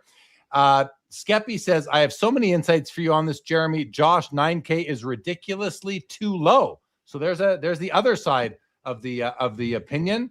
Situational says, looks like crap in a PSA slab. Not, hey, just like me, we're not holding back tonight. Absolutely. I'd like Hobby it in a- Champ says, regardless of how many Robinsons there are during that timeline, a 1-of-1 is still a 1-of-1, and this is extremely low, in my opinion. There are a million cards that sell for way more than this that shouldn't. I agree with that, but a million cards can all be overpriced. But I mean, that's a whole other thing. Skeppy says, Josh, how many Jackie Robinson jerseys do you think exist at all time? Remember, Jackie got one home and away jersey per season, maybe 2 per season. And Mikey says, I doubt there are many better patches than that. Okay. And then Foul Ball says overpriced and it's graded. So Foul Ball hates grading. And so that's exactly on brand for Foul Ball. And that's part of Foul Ball's identity. That's part of your hobby identity, Foul Ball. That's just a throwback to the last episode, I think. Okay. Personally, I love the card. I would pay $10,000 for this card. I think it's worth more than that. I personally think that this card is exceptional. I love it. I don't care about the slab at all. I like PSA slabs for thick cards. I actually really like Joe does. I like the way thicker cards look in PSA slabs. So, but that's neither here nor there. I want to read you guys. If you guys thought that this was something to talk about, let me read you the email I got from this guy. Now, hold on. Before I put it on the screen, I'm going to, okay. I'm just going to put it on the screen and I'm going to read it to everybody because it's not short, but let me read it to you. And here we go. This is the email I got on Tuesday the 26th. I bought the Jackie patch 1-of-1. When I saw that card, I thought to myself, this has to be the best patch card out there. So I did some research. I searched the archives on PWCC, Heritage, and eBay. In my opinion, this is the best patch card ever created. Not just the best Jackie patch, but quite literally the best patch card ever. Considering the rarity, the player, the aesthetics, it's unbeatable. Game-used chunky triple patch with a buttonhole and some grime on the jersey. Without a doubt, the holy grail of patch cards. About myself, this is where it gets good, guys. I'm a school teacher in Minnesota. My wife also a teacher, and I have 3 kids, 2 of whom I'm trying to help put through college. We pretty much live check to check. I've never purchased a card over $1,000. I don't have $10,000. I literally put the card on credit. Horrible financial idea. Like I said, I'm a teacher. By the way, my wife doesn't know yet. I'm game planning that conversation and I'm open to suggestions. You guys are loving this. My rationale for the purchase. I love it. It's art. It's a piece of history and it's a 1-of-1 Jackie Robinson. Number 2, Jackie Robinson is a Mount Rushmore figure in baseball. I really don't need to say much more. Cultural relevance, MLB Hall of Fame icon. The hobby loves anything Jackie. Finding a game-used patch like that, I had to have it. Number 3, there is no way they will ever cut up another Jackie jersey. There would be riots in the streets. It's not happening. In other words, I can't imagine one will ever be better in the future. The last 2 early Jackie game-used jerseys, which this appears to be, have sold for $4 and $5 million. Number 4, in my opinion, this is a $1 million card, and it is extremely undervalued. I know that sounds crazy, but hear me out.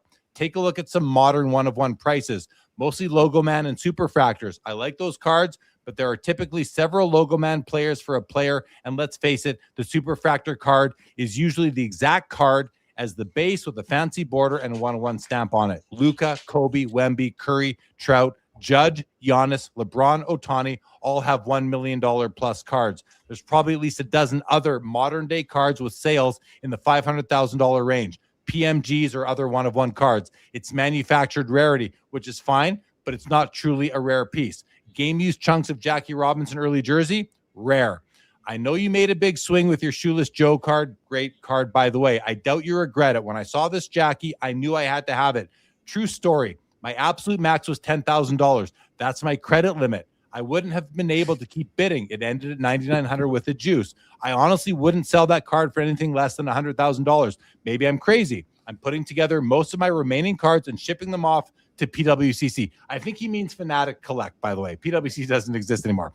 He goes, I'm hoping to get about $3,000. I don't have a great collection by any means. I'll have to figure out a plan for the rest. Anyways, love the show. I play your podcast in my background during my workday. Maybe I will run into you someday. Keep up the good work. Stan, which is a name I made up, a.k.a. the Jackie Patch Guy. Now, I'm going to read you the back and forth we had.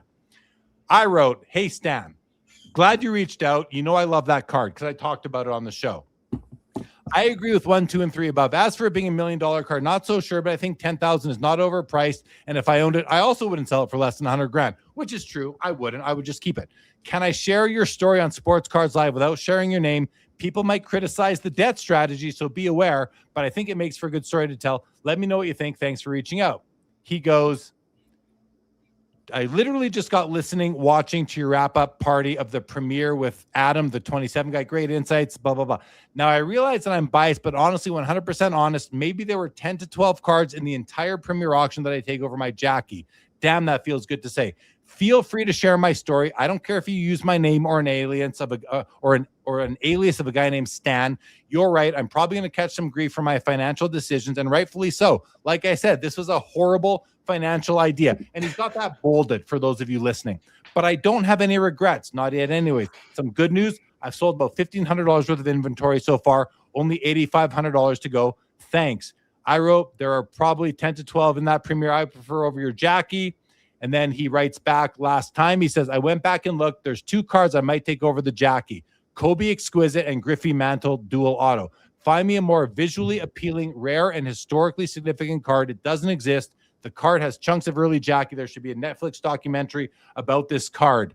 He likes the Josh Allen. He says this Josh Allen that sold for 1.3 million, I think, or this Jackie Robinson for 10 grand.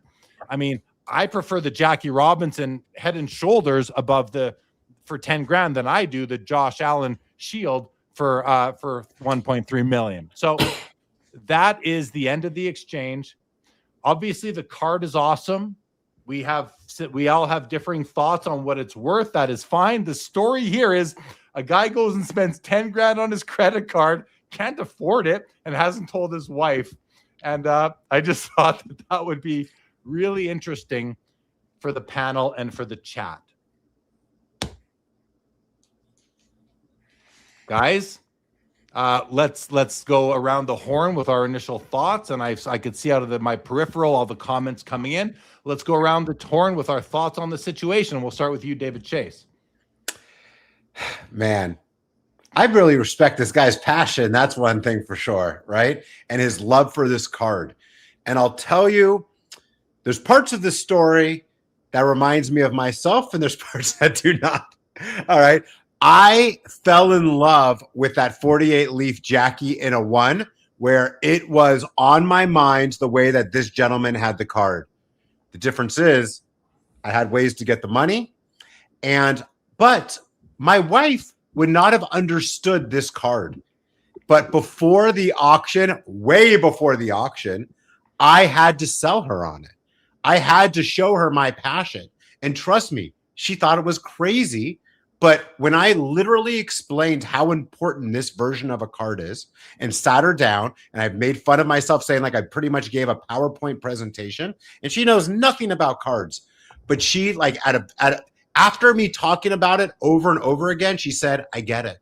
Okay. I understand. And I even said, you can even talk to another person that gets it in the industry. She's like, if this is that important, and you like, I sold her on it. Okay. And I think that's extremely important when you're trying to buy a card that's at this extent. Your spouse has to be on board. My opinion, obviously. Number 2, man, to put yourself in debt is very scary, in my opinion. There are other things that possibly, you could have gone back from and maybe pitch somebody that had some money and had the same passionate conversation with them to see like a loan in a different way than getting yourself in credit card debt. It's over. You're in this situation now. I'm happy that you have the card, but it might be tough for you to liquidate it for 100,000 and be in debt for a while. So I hope that you have some ways for you to tell your wife who's going to find out, and for you to come up with money to pay it off without you selling this card, because I don't know how you're going to be able to do that when you love this card and you don't want to sell it anyway. So I don't really understand your thought of getting out of debt. That's where I'm at. Yeah, I mean, maybe he'll pay it off over time. I didn't ask him that. You know, you saw I just showed you all of our conversation, all of our back and forth. There's nothing that wasn't displayed or read out just now. So I don't know anything more than everybody else does at this point. Joe, how about you? What are your thoughts on the situation? Well, kind of following up on the heels of what David said, I mean, for about the last 25 years, or maybe even longer, I mean, I've had a sort of steady deployment of resources in the direction of sports cards. And so if I was confronted with a situation like this, where this card meant so much to me, I would understand. And I'm actually enduring one of those moments right now, because I did put more into a sports card than I had ever put into somewhat recently with the Curry card that we talked about a while back. And so like now you got to cool your jets and let the resources, you know, add up. And hopefully, you know, a teacher, steady income. I mean, you know, it's a modest career, but hopefully he can find his way to being solvent in that. And then I'm not going to comment on, you know, someone's conversation with their significant other. That's you know, a very personal matter. What I would say though is I love, like David, I love the passion. I love that this is so exciting to him. And I was brought along for the journey. I was cautiously optimistic when I weighed in without any information. After hearing his narrative, I'm bullish. I agree with, I mean, I'm not sure about, you know, 3 cards in the premier, but I very much can understand that a Jackie with game used, dirty mem with some foil and a 1 of 1. Now that said, this is where I'm going to pay homage to Josh Adams, because I think Josh has been around the hobby for a while and knows a thing or two. There are certain sensibilities around mem patches and sort of ceilings and floors and also the licensed factor, which you mentioned as a sort of casual aside, Jeremy, but those are all important. And the hobby does have certain ways of kind of interpreting offerings and or products and or, you know, 1 of 1s, be they of a known product, of a slightly lesser known product. And that's not to say that the actual jersey of if it's a game worn jersey of Jackie, but there's still pedigree. There's still a certain amount of gravitas with brands and sort of known quantities, if you will. So I'll leave it at that. I'll land my plane, other than just to say I'm stoked for the guy, and I love the card myself. I mean, it's the kind of card that would feel good in my collection. Before we go to Josh, yeah, thanks, Joe. The only thing I want to add to that, because you expressed a little bit of concern about the, you know, where patch cards fit into the whole scheme of sports cards and how they're looked at value wise. And you're right. Remember when in-person autos weren't favored and now they're highly favored? Like those things, I'm just saying, those things change over time. I personally am bullish on, I think right now, cards like that are an absolute steal based on what I think their inherent value should be relative to the overall hobby. So I like the purchase. I like it at the price. I would go as far as telling him, if your wife needs you to get out of the card, I'll buy it off you. I'll pay you what you paid for it. Like I'm almost willing to guarantee him no divorce, because I wanted to buy that card so badly. But I also was like, and listen, I do have 10 grand in the bank that I could go put in that card, but I didn't want to. But I'm regretting not buying it. Now I know that his max, he told us his max was 9,900. One more bid, that card was mine, whatever that would have been. I'm like, damn, maybe I should have outbid him on it. And, you know, maybe I save a marriage, piss him off because he doesn't get it. But like, I think it's worth 10 grand.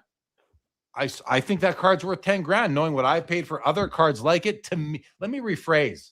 To me, that card is worth 10 grand. I really don't care what anyone else thinks it's worth. Unless you think it's worth more, then I care more, because now you make me feel good about you validate my assessment. But Josh think it's worth 4 to 5. That's fine. I think it's worth more. So And I'm not arguing with Josh. It's just a thought. So, okay, let's go to Josh now on the situation, and then we'll go to comments. Honestly, I'm speechless. Yeah. I mean, I'm not going to comment on what someone says to their spouse about financial issues, but the guy has already established he's got a significant amount of weight he's carrying in terms of college and his, fixed income. I think it's irresponsible, frankly. I'm not trying to be a jerk, but it's irresponsible. There are plenty of times cards have come up for me, and I had to pass on them because I couldn't afford it, and there's no shame in that, and nothing wrong with it. It's a hobby, and I think that should be the first and foremost thing. I feel bad for this guy, frankly. I mean, someone in the chat said there's the interest rate in the card is probably, unless it's like a really single digit interest rate, he's going to be paying a lot more than $10,000 for that card. I mean, I don't know what he's doing, to be honest with you, frankly. I think it's a bad decision. It's a cool card though. Like, no, it's a cool card. I'm not slamming the card, but like that's my opinion here. I just think like this is a terrible decision. I passed on so many cards the past year because I just couldn't swing it, and that's the facts of life. It's okay, dude. I pass on cards when I can swing it, but I feel a responsibility to my family, and I need that rainy day fund. I'm not like right. But at the same time, I'm sad I didn't buy the card. Like I love this. I love the card. It would instantly become my favorite memorabilia card. Like I think it's fantastic. Go ahead, Josh. Then we'll go to you, David.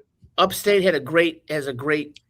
I saw. Just awesome. Sorry. Well, actually, he has a few. So which one was it? The most recent at 1220. We're all in different seasons of life, and he's right. He's 100% right. Yeah. Okay, David. Let's go to you. Well, you say cards will always be around, but that one won't be. It's a one of one, right? So sometimes there are one of one cards that won't be around and will never be around again. Sometimes you got to buy it when you can and deal with the fallout later, which is what this guy's doing. Right?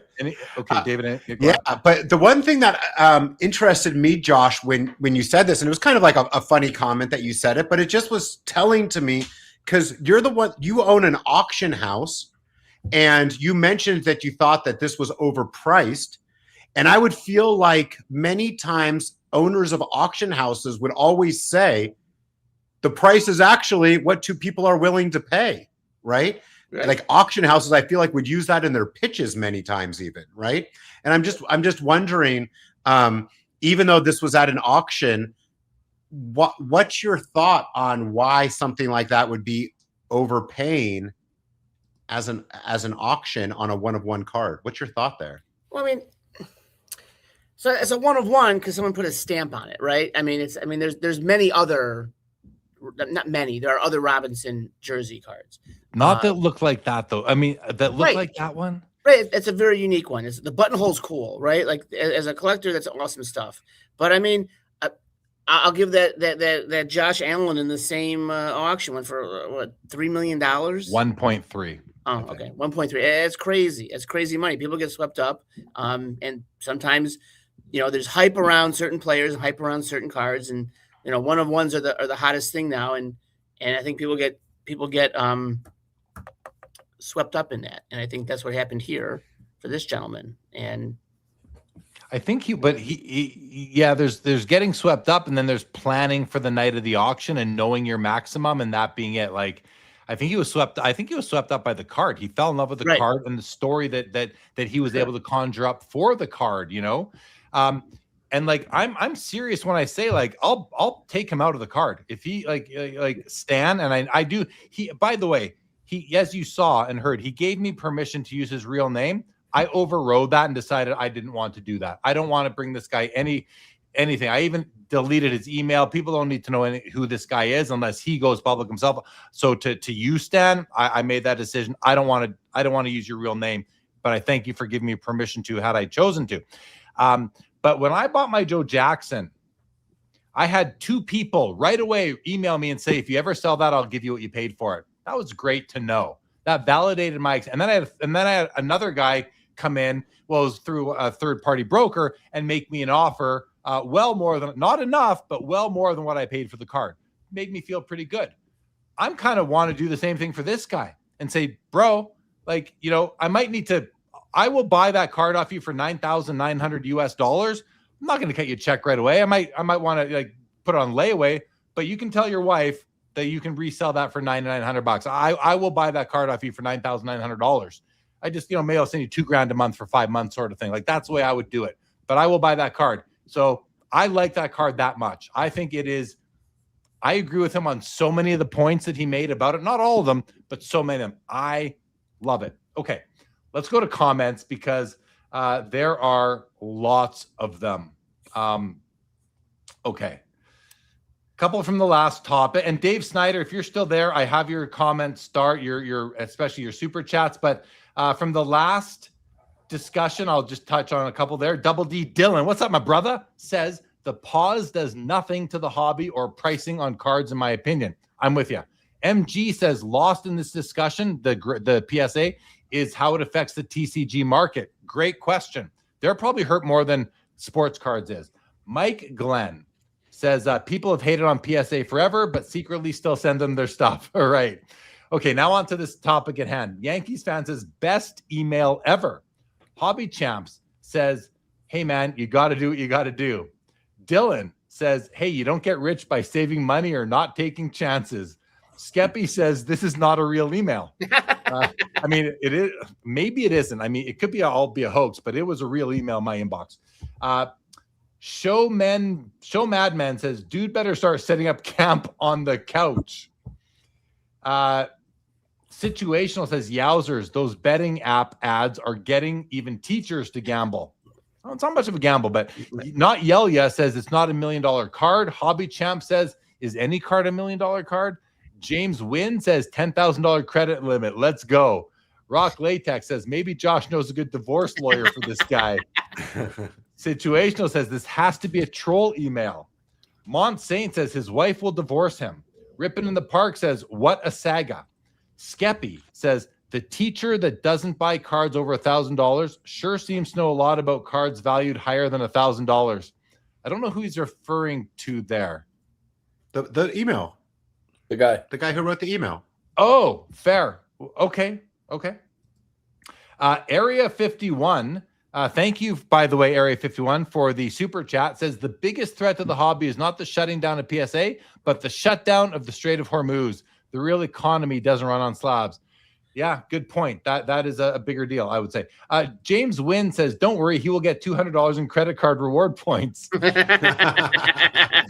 a great comment. Ken Fickle says, great story. Wish him the best. Dylan says, you're a legend, Jeremy. I've never answered an email in my life. Diamond Relic says, is it possible to divorce yourself? I'm not married, but I can relate. Situational says, this guy can't even afford an MBA sticker. Show Me Madman says, it's not just a decision he has to live with, but now she has to live with as well, his wife. Not Yelia says, I love the conviction.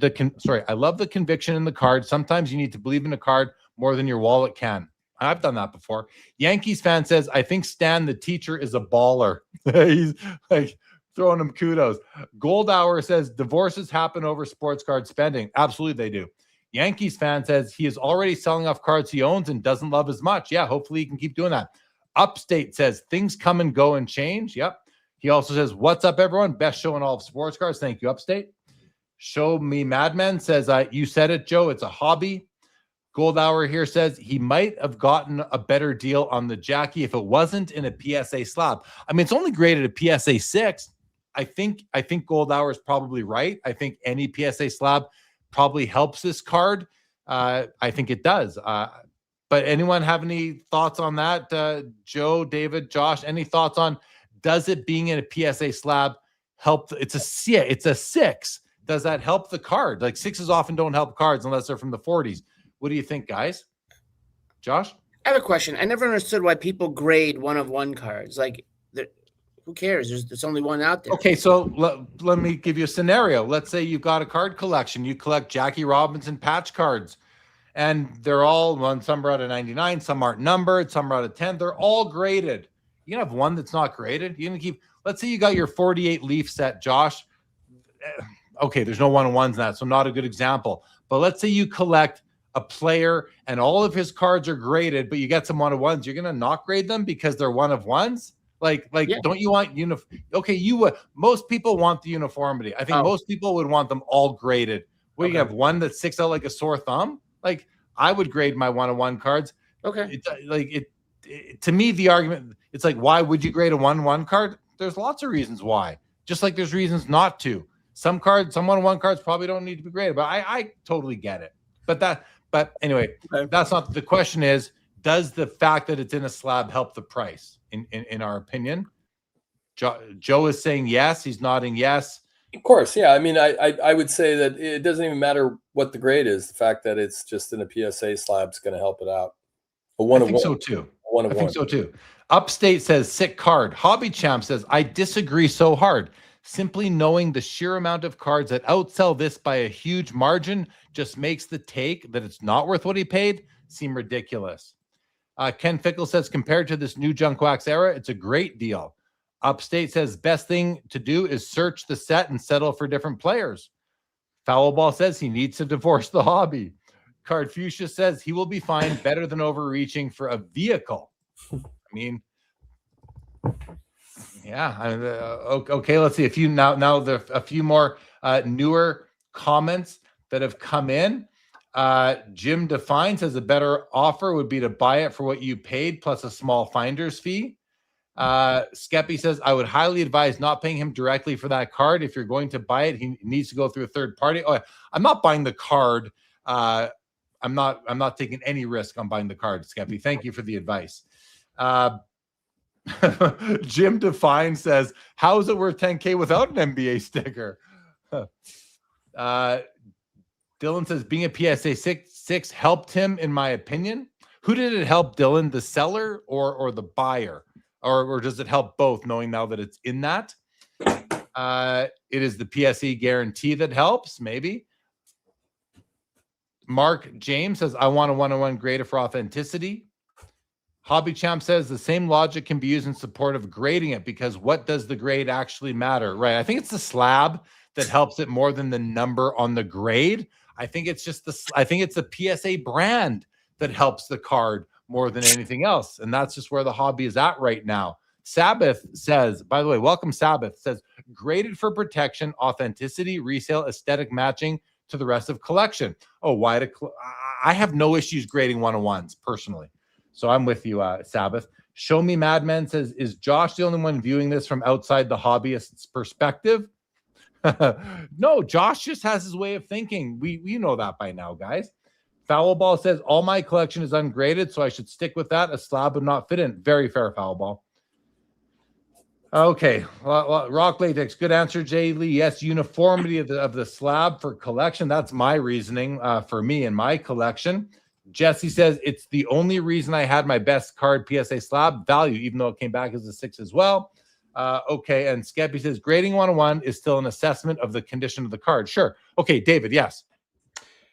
When you were reading those, I just want to make sure I heard you correctly. Did you say that this was not a gamble by this gentleman?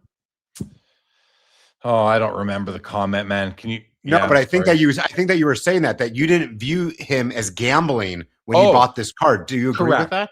Yes, I do not think this card is a gamble. Yeah. Why is that? Why do you think that? Because I do believe he gambled by buying this card. Why do you think it's not a gamble? Oh, I think it's a secure deployment of $10,000. Personally, I think it's worth it. That's why. I think that. But you, yeah. Sorry, go ahead. No, that's it. I think it's worth it.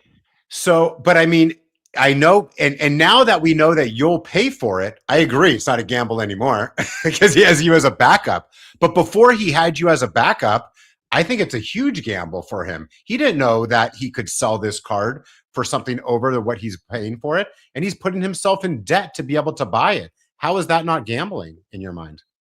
Well, the being in debt to me is a completely separate issue from gambling. I can I can have $1 million in the bank and take $10 and buy a lottery ticket, and that's gambling. Like gambling is a completely different discussion versus spending $10,000 on this card. So I'll just focus on the price he paid, and I just think 10 grand is good value for this card. I think that this card, compared to what other cards in this hobby sell for, I think for this specific card, $10,000 is not a gamble. That's why, David. I can't really say any more than that. No, that makes sense. But Yeah. can you, if you want to probe me more, I'm happy to continue the discussion. Well, it's only because he's saying that he doesn't have the money for it, and he's only going to sell it if he can make 100,000. And I don't know if his thought process is trying to sell it quickly for 100,000 or holding on to the card for a long period of time. Yeah, that was just him making the point that he loves this card. He thinks this is the best memorabilia card ever produced. Of the millions and millions of them out there, he thinks this is the best patch card ever made, of any patch card ever made. I mean, that's a big claim to make. Like, let's face it, you and I talk a lot, David. We put Jackie's 48 Leaf. I mean, you put a top 3 all-time card. I think it's a top 5 most iconic, important card. It's top 3. Right? I make you fun of you. Yeah. Right. You think it's a top 3. Yeah. This is maybe, I mean, I haven't seen them all, so there is gamble in that, I guess, that this isn't the best Jackie memorabilia card, but it's a 1-of-1. It's the pieces are incredible. Like, so I don't think it's a gamble. I think 10 grand's good value for this card, just like 10 grand's a good value on a great 48 Leaf Jackie. That's kind of the thing that's why I don't think it's a gamble. Now, here's another question though. The whole, like, let's put in perspective for a moment. So I'm going to totally contradict myself. It's all a gamble. We are buying cardboard with pieces of paper with pictures of people on them. Like, that's all this is. So the whole hobby is really, there's risk. I don't know if gamble is the word, but risk. There's risk in all these cards. If you're holding any card of significant value, there's risk that if the world goes completely upside down, that our cards are all worth nothing and all we need is food and shelter to survive. Cards give us none of that. So, I mean, in that context, it's a gamble. But if the world continues as it is, even as bad as it is in some cases, I think that it's not a gamble, personally. Is it more of a gamble to buy a card that's a 1-of-1, a card like this? I understand it's not a gamble if you bought a 48 Leaf Jackie that's worth 30,000 that you could sell tomorrow. That's worth that you buy it for $7,000. That's not a gamble, right? Because you know that you're going to make a profit on it. But are you sure you can make a profit on a card like this? Well, I think the better question is, are you sure you're not going to lose money on a card like this? Yes. Because you don't need to make a profit on it, right? For it not to be a gamble. Correct. I personally think that, no, that's not insulated. You're not insulated from losing money on this card. But I do think that the loss is not going to be $10,000. I mean, listen, it's now there's a comp. Now there's a comp out there for 10 grand. Someone not going to pay 5 or 6 or 7 for it, maybe loses a couple grand. That's not the end of the world for even him. Joe, go ahead, please. For me to really sort of talk about this card with any like certainty, I would want to know what the other parallels are. Like, is there a to 10 or a to 3 or to a 15 to a 20? And the interesting thing also is that in the realms of mem, you're not always. And this is not to disparage this particular card whatsoever, because I do think the mem is outstanding. I mean, a button and, a 2-colored patch with some seam, with some dirt on it. It seems pretty spectacular. I've seen a few Jackies with multicolored. Sometimes you get like the red, blue, and a kind of gray. So, there are potentially some other Jackies out there that could rival the quality of the mem. But the mem is not always commensurate with the 1-of-1 or the of 10 status. Like, that is someone in the production facility, like, deciding, okay, let's put this in here, let's put this in there. It usually is, but I mean, I've seen a lot of examples where, something out of 100 has a spectacular swatch if it wasn't swapped out nefariously, and or 10. Whereas like something more lower level is not. So like, that's the part of this asset that I think becomes a little squirrely in my mind. It's not like a 1-of-1 black finite, right? It's not like something where we know this is the 1-of-1 of this example of the card. It might actually make it better, but it also has there's more wiggle room, I guess is what I'm saying, in terms of the swing that people could have if they were to entertain all the other examples of this particular production, right? This card and its family of parallels. Yeah. Family of parallels. That's nicely put. Yeah. And your comment about the finite being the one of one, like that kind of one-of-one masterpiece, or I know I think they have parallels, but I mean, how many one of ones are there 2 copies of out there? Like, how do we know that Topps only printed 1 copy of all these, or Panini 1 copy of all these one of ones? Like, we don't know that for sure. And there's been several examples that have been pointed out where there's 2 copies of one of one. Listen, there comes a point, including with the comment here from Dune, says, how would you know if the material is from an actual Jackie jersey? It's a great question. And that's where you just you have to take that leap of faith that it is, because you don't know unless you saw Jackie take it off and your eyes followed it all the way from Jackie taking it off through to the card company 70 years later. Like, that's the only way to know for sure. Even COAs are doctored and all that sort of thing. So, yeah, Josh. On some of those Donruss cards that you bought at the Toronto show, they have a picture of the jersey on the back, right? On some sets. Doesn't mean, yeah, sure, but I love that, but even that's not foolproof. I mean, so it's a picture of a jersey. I can't look at the memorabilia and trace it to the picture of the jersey. True. Like, That's I true. love that, but that doesn't prove anything to me. Okay. I love it though. Don't get me wrong. Okay, some more comments that have come in here. Dylan did confirm the buyer is who we think it was benefiting. Travis Mader says, Jeremy, if you owned the card before grading it, would you have it graded or authenticated? I would not, Travis. I would not grade it. My cards that I have a collection that this card would fit into in my PC, and those cards are not graded, and I have no plans to grade them. Not Yelia says, someday Stan will be proud to have set the comp for this card just under 10K. He might already be. Fair. Skeppy says, the gamble is the hobby pivot you mentioned earlier. The hobby could move away from this type of card just as fast as embracing it. I don't know, Skeppy. I don't think that is. I'm not saying it's impossible, because it's plausible. I don't see that happening myself. I'm just speaking from my own belief and on my decades of experience in the hobby and seeing trends and how they happen. I don't see that happening at all myself. I think it's more likely to go the other direction. And if it does, I don't see it being too detrimental to the values. These things are just too darn cool, in my opinion. But again, I could be wrong, but I don't think so. I just don't think it'll happen. Okay, a couple more comments here. 35 Auburn says there's multiple one of ones, even another with very similar patches. So there's new information right there. Other one of ones with similar patches.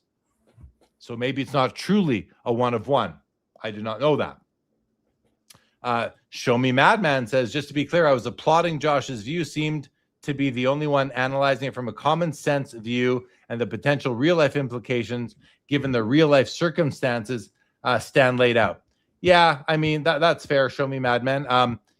But on the other hand, we know nothing about the dynamics in his family, like we just don't know. And is he willing to risk divorce over a card? Well, then, I mean, that's up to him. And again, just like with the whole PSA stuff, I don't really feel bad for the guy. Like, if he's willing to knowingly risk divorce over this, either he's willing to get divorced, or he's stupid. And to you, Stan, I don't think you are. I really don't know. Maybe you are, but again, that's on you. That's on him. We are not responsible for every collector in this hobby, guys. Just understand, we are not responsible for every collector in this hobby and the decisions that they make. It's not our job to protect everybody in this hobby. I'm all for protecting the kids, but that's about it. Yeah, Joe. I'm going to extrapolate a little bit from our narrator, Stan, or, whatever his true name is. And I'm going to go out on a limb and say I'm not that worried about Stan's marriage or his financial situation, because the details of his account suggest to me that he's actually a very prudent person. And I think all of us have at times stepped outside of our level of normal behaviors and had a moment where we have to process that. We have to kind of communicate or express that we've done something that's different than our norm. But everything that he said suggests to me that he's a hardworking soul with a good head on his shoulders, and that he's going to find a way to communicate this to his wife, as well as rebound from, what amounts to a significant deployment of funds, but not a life irrevocably different amount of funds. So I want to make the point that while I don't want to endorse people doing things above and beyond their means, the details that I could glean from his short account that may or may not be accurate, but I'm taking it at face value, it suggests to me that he's actually pretty thoughtful, pretty reflective, and probably likely to be able to make it out of this situation relatively scot-free. I agree, Joe. Thank you for the insight. David. Would any of you feel different if this was 100,000 instead of 10,000? And why, if you would? Because I know what teachers make. But I mean, so the reason why it's not as big of a deal to you is because you feel like he can get out of this hole, and 100,000 would be harder to get out of. Is that right? Well, I mean, if he wrote the same damn thing, then I'd imagine if he thought it was going to be worth $1 million, right? Right. Yeah. I don't know. I'd have to think about that. That's an interesting. Is that a gamble, Jeremy? 100,000 on this card, and he thinks it's $1 million card. I mean, I really like the card, guys. Do I think it's worth $100,000 in the market right now today? No. Do I think it could eventually be worth $100,000 the way the market is trending? If the trends continue, yeah, I wouldn't be that shocked compared to what I see other cards sell for. I think in the Premier auction we had like, what do we have, like 30 something $100,000 cards last month. I mean, this card I would want more than most of those. I'm not saying I'm not spending, guys. I've spent more than 20 grand on a card. Let me rephrase. I've spent more than $20,300 on a card once. And then I spent $20,300, and then I don't think I've ever spent, maybe I spent 13 grand one. I've spent over 10 grand on a card 3 times in my life. So I'm not buying this card for 100 grand. But 9,900 seems like a good deal to me. I'm fine with that deal. Now, I just was shared Lantern in the chat, sent me a close comparison. He said he's interested to see if the panel thinks that Stan's copy is worth 2 times this one. So thank you. I'm going to share this card here. This is a 1-of-1 Jackie Robinson. It's a PSA authentic, which I think is worth less than a PSA 6. It does not have the little hole patch. I think the patches on Stan's copy are better than the patches on this copy. Personally, this card sold 14 months ago for $4,629 on Golden. Now, a couple comments to Lantern's question. Does the panel think that this one is worth twice as much? Okay, arguments for yes. The market has moved a lot in the last 12 months, even on stuff like this. I know I've been buying it. This card sold on Golden. Not everybody watches or bids on Golden. I, for example, do not. Nothing against Golden auctions. I've never bought, and I don't really watch those auctions. I watch the big items. I didn't even know it was for sale. So it's not an apples to apples comparison. That said, not everybody watches Fanatics Collect. So there's that side of it too. But you can't the sports card market does not allow you to compare with any degree of certainty or reliability that a card that sold on one auction house would sell on that same day for the same amount on another auction platform. Our hobby does not work that way. You can learn more about this in my book, Pops and Comps, on Amazon.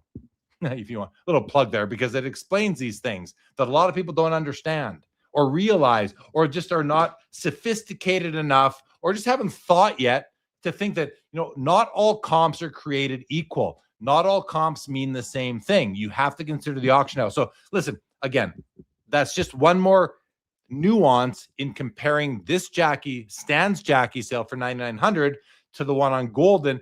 Different card, different patches, different slab, different auction company 14 months earlier. So when you take all that in context, I maintain I'm not offended by $9,900 in May 2026 for that Jackie on Fanatics, based on this card selling on Golden 14 months earlier in a lesser slab, lesser patches, in my opinion.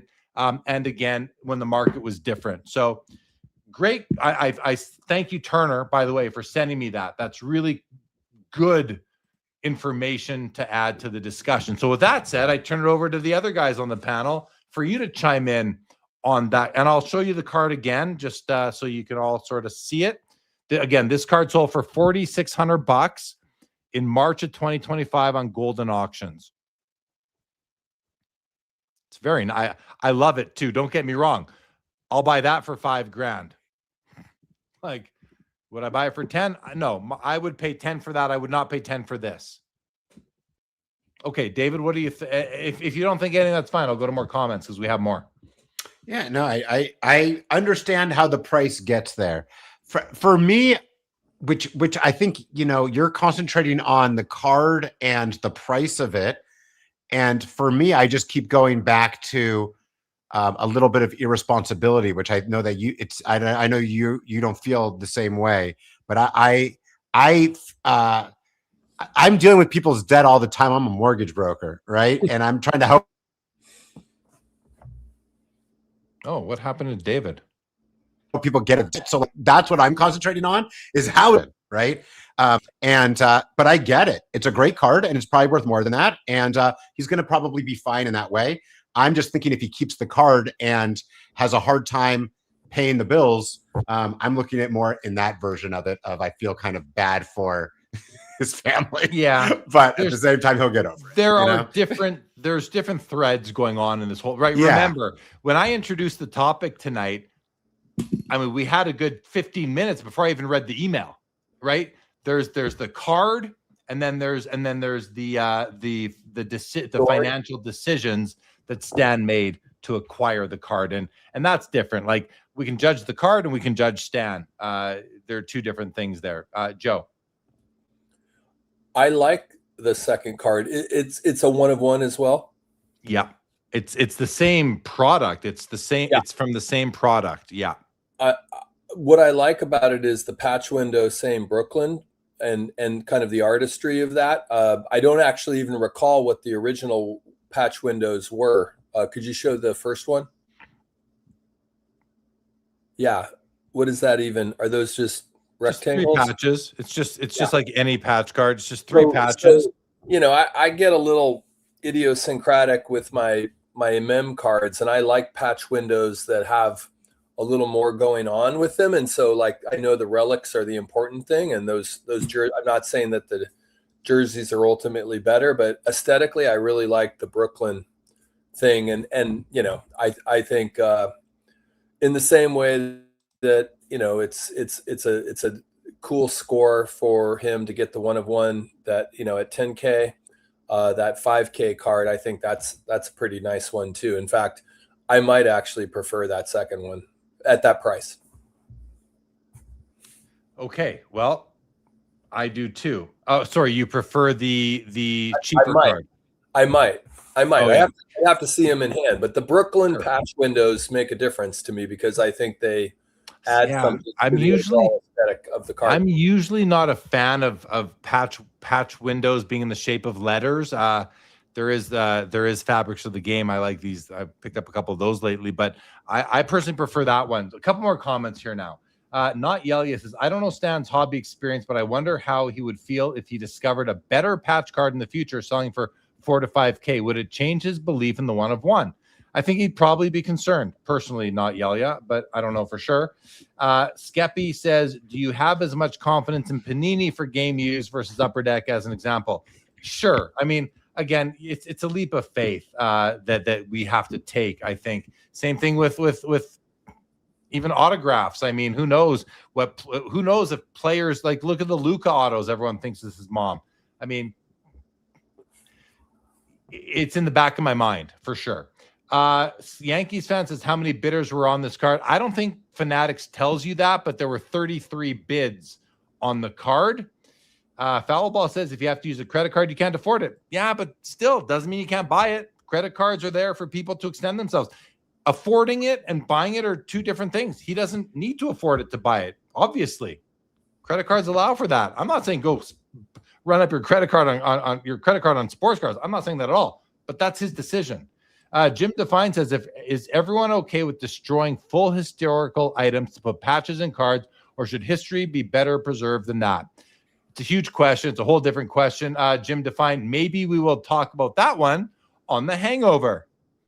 I want to note that one for a potential Hangover list. So I will kind of want to can one of you guys do me a favor and just copy that comment down? Just write it down and text it to me or something. Like, please, David, thank you. If you don't mind, just write that one down. It's Jim Define at 10:45 your time. I'm going to go on to a different comment. If you can just look in the comment stream. Jim Define cards on, and thank you. Rock Latex says, sorry, Joe, I got none of that from his email. Upstate says, spend what you're willing to lose. If you're willing to lose your marriage, there is most likely deeper rooted issues, and it's not solely the card. Yeah, fair. Skeppy said, here's a hot take.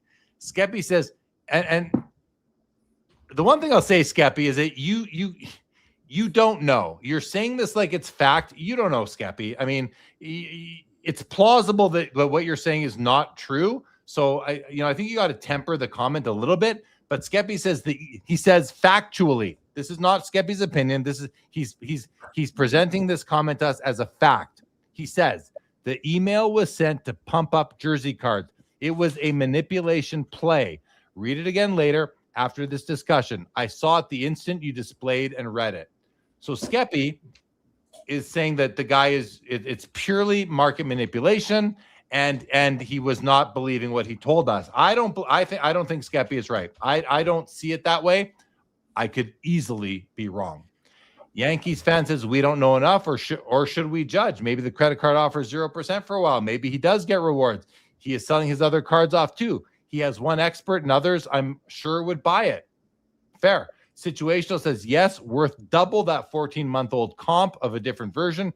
Patch is much better, and 14 months later, although Lantern tells us that his card ladder was set to Canadian money, so that 4,600 is more like 3,200 or so. So it's actually triple the price now.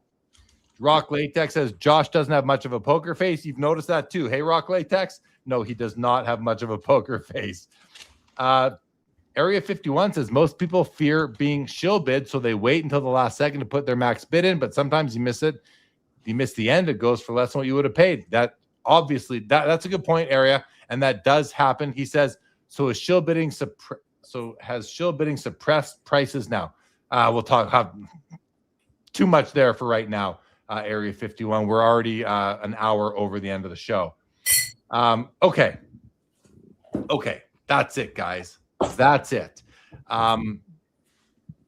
We're gonna wrap this one up because we're 3 hours 58. This is a very long episode of Sports Cards Live, but this has been awesome. I've really enjoyed it. I got to rant. We had some good meat on this bone tonight, guys. So David, you stuck through the whole time. You weren't scheduled to. You were gonna leave and come back, but this show just got out of hand and in a good way. So that's it. We'll be back next week. David Chase, we're going to change the things up. We're going to change around the order of guests next week. Joe might need to pull you in a bit earlier. Chris Hoge will be back next week. Jim Define, the Hangover is on the Sports Card Clubhouse YouTube channel. I'll share that right here. This is the Sports Card Clubhouse YouTube channel. You can find it, Sports Card Define. There's 1.48 thousand subscribers so far, 89 videos. I'm just saying that so you can find them. And the Hangover there's episode 2 right there. It dropped 3 days ago, and episode 1 is over here. It dropped 10 days ago. You can find them there. And episode 3, we are going to record it Monday or Tuesday. It will drop on Wednesday. So thank you for asking. Guys, follow my new Instagram account as well, jlee_cards. It is just my card account. You can also follow me on the one right here under my name, jlee_sportscards_live. Charles, we're ending it now, Charles, if you left and came back. Yeah, situational makes a good point. Very long episode, and Chris wasn't even on the show. Appreciate it. Thank you, Skeppy. Thank you, Yankees fan. He says, no good lawyers do. Just joking, Josh. Thank you, Travis Mader. Appreciate you. Thank you, Michael Rader. Travis Mader and Michael Rader. No relation, but their last names rhyme. Thank you, Rob Star, as always. Laura, as always. Charles, as always. Diamond Relics, thank you as well, as always. Thank you, Jim Define. Guys, we'll be back next Saturday. I'll be here tomorrow for the Fanatics Weekly coverage. What else can I tell you guys? Go to the Hobby Spectrum if you haven't yet. Area 51 says, is letting people know a card exists pumping up a card? If 2 billionaires discovered that card and went into a bidding war, it could be $1 million card. Yeah, he's right. Let's face it, all these values are made up, guys. There are 2 people or 3 people going at it. Like these are sports cards. This is not a true commodity. These are not gold. This is not stocks of Apple or Nvidia or the banks or anything. So anyway, I had fun tonight. I hope you guys did too. That's it. Thank you, Foul Ball. Appreciate it. All right, that's it. So here on May the 30th, 2026, this episode of Sports Cards Live is now over. Josh? Over. And with that, good night, everybody. Thanks for tuning in and being a part of the Sports Cards Live community. Don't forget to like, subscribe, and most of all, keep collecting. More great content to come. Sports Cards is a lifestyle.